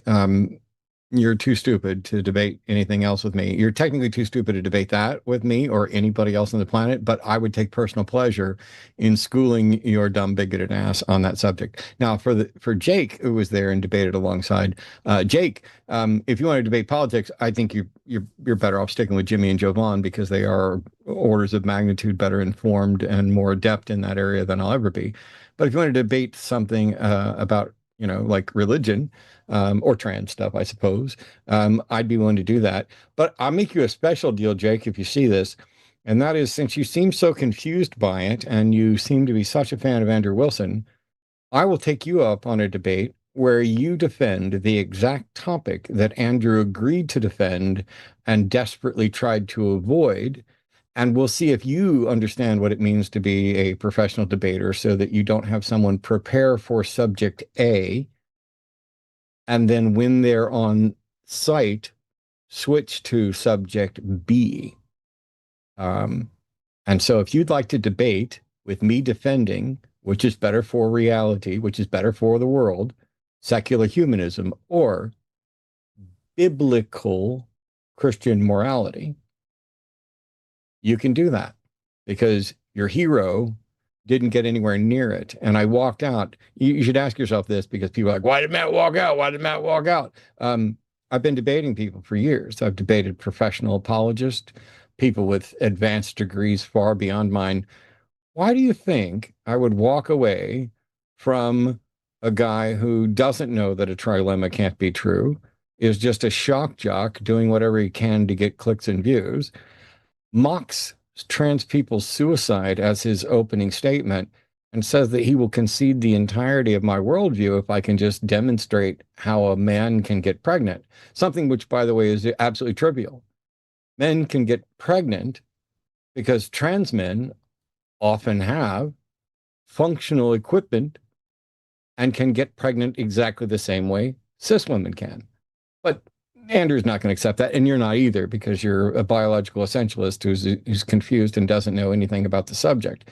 And so I decided that rather than sit there and continue to entertain a liar who tried to bait and switch in order to get clicks and attention to get YouTube revenue when he's dumb as a fence post, doesn't understand logic, and can't be honest, I figured I'd just call him out, answer his pathetic question offline, and stop letting modern day debates destroy the good work that I've done and others have done. Don't get me wrong, I helped create the monster. I recognize that.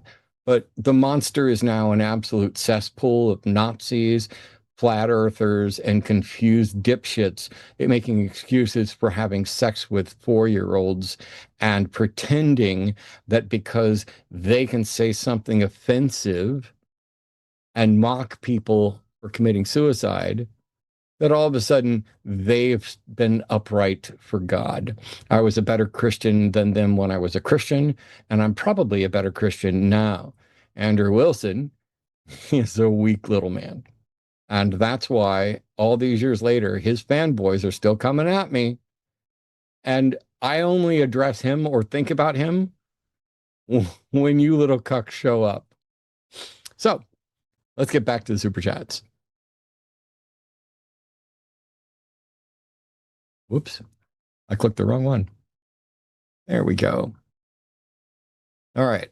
I suspect that if not just disregard for people's lives, Bill Maher types think raising everyone's pay makes them less competitive employers. I honestly don't know. I've given up trying to read what people's secret intentions are, and I've decided to just take them by what they show. They are what they are. We got Jeremy Busby saying, I just farted so hard it cracked my back. I should probably get to the bathroom and then a chiropractor. That's probably a good idea. Maybe. Depends on what you're going to the chiropractor for, because a lot of chiropractors are engaged in a bunch of bullshit woo, but If you want a good massage and stuff like that, I'm probably okay with that. What do you call a cheap circumcision, says Aliashana Silverbow? A ripoff. I'll give it to you. Aliashana always comes up with the groany dad jokes for me in particular. Last night it was or not last night, night before last.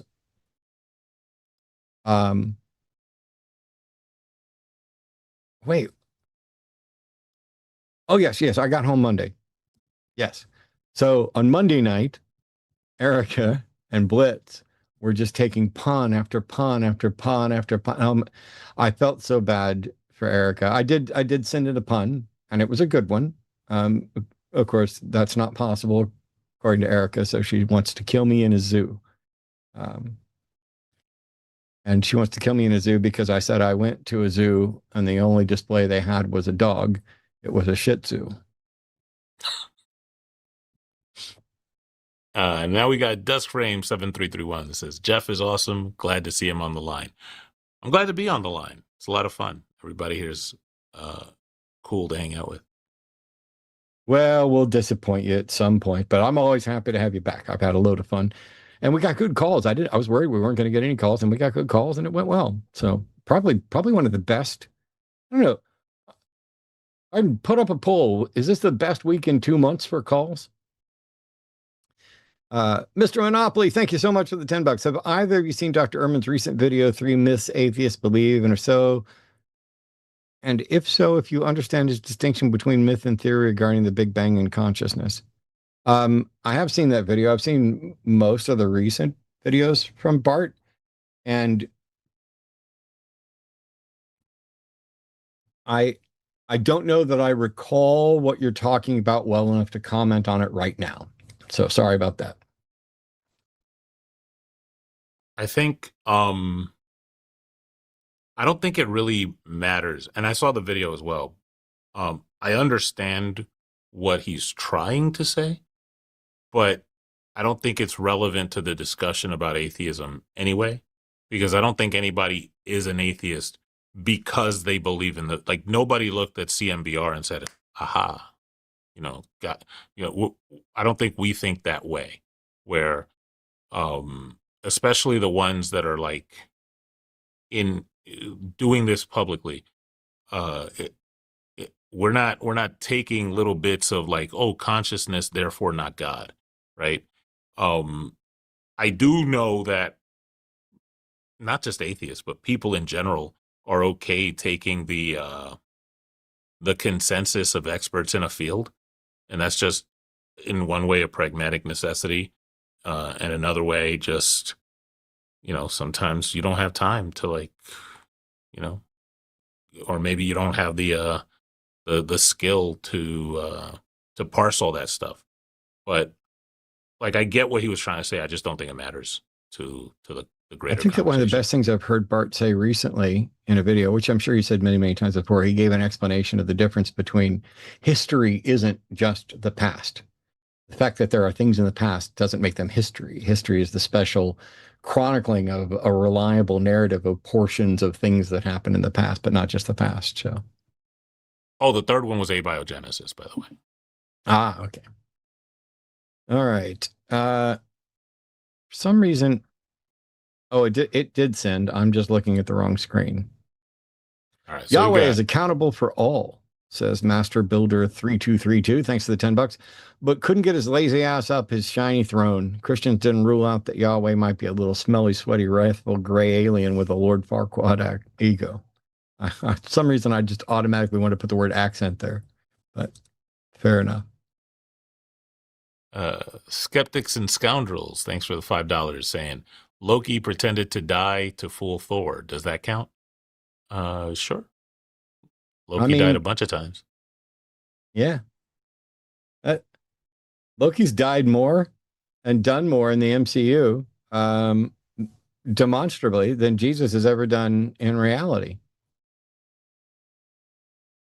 I can't wait to see Doomsday. But Molly Rue, $10. Thank you so much. Huge W having Jeff on. Always happy to see him around the debate sphere, including all the feminism debates. Thank you. I'm glad to be out and about. Oh no, Davin Daum. Hope I said that right. Thank you for the 1999 saying I really appreciated out convo, y'all. Spider bless you back. Oh, that's Davin who called in. Thank you. And I'll go our with combo. Spider bless in honor of Arden. No spoilers. Kurt Fell 23, $20. Thank you so much. Christianity was used as a tool to keep enslaved people compliant, telling them to accept their role. It is a leech on the Black community. Yeah, it's a leech on many, many communities as well. And it, if you read through, I'm going to do a series of videos that are just, I'm thinking about calling it Red Letter Rapscallion or something similar. Maybe something that's a little shorter and doesn't sound like I'm from the 19th century. But I want to go through what the Bible has just in red letters and compare that with reality and Paul. Because the reality is, Paul is the cornerstone of most modern Christian beliefs. And Jesus was pretty unimpressive. Not just is it preposterous to think that the Almighty God could even think that salt could lose its flavor. I mean, that is something that God could not be wrong about, unless God's, just an idiot and a creator. But to then choose to use that as a parable, because the reality of salt completely undermines the purpose of the parable, which means Jesus is just doing stupid parables. And to speak in parables in order to intentionally hide the meaning is the exact opposite of an open, loving, compassionate being who wants to communicate in a way you can understand. It is a God that is willingly admitting he's actively hiding from some people. You fucking coward. And see, not even a hangnail. No problem at all. I'm here week after week. Doesn't matter how much we drive. Doesn't matter if I have a heart attack. Doesn't matter if I have triple bypass. 22, 23 years. Boom, boom, boom. Taking on all comers. Yeah. Where's your God? Where's any of them? This is why I'm not afraid. Not remotely. I am afraid of some of his followers, but my 50K gold pieces are safe. We've got Joshua Everett 9887. Thanks for the $5 saying everything can be made illegal if you're in a fascist dictatorship like Texas. Sure. Yeah, 100%. Ooh, one of my favorite memes ever I shared. I shared it a couple times this weekend. I'll see if I can pull it up. But the atheist mechanic is this Felix's child. They present similar arguments, just bad. I hear you. I had Jovan was talking to Felix a couple weeks ago, and I was just watching, and I had never seen him before, and so I put in Jovan's chat, "Are you keeping my food away from me?" And he goes, "Hey, you want to come up?" And I had a conversation, and it took 30 minutes for him to understand that I wanted him to substantiate premise one, and he just kept repeating his premise one over and over again. I was like, "This is a regular? Like he goes back and does this all the time?" But we've got Master Builder 3232 with $10. Thank you so much. Christians are such sickos. Children in church choirs singing about a man's blood, bought with blood. How about bought with Jesus' trimmed beard instead of Bloody Mary baptism symbolic graphic shit? Yeah, it's smut. I don't think there's a single book of the Bible I could read that doesn't have something with smut in it.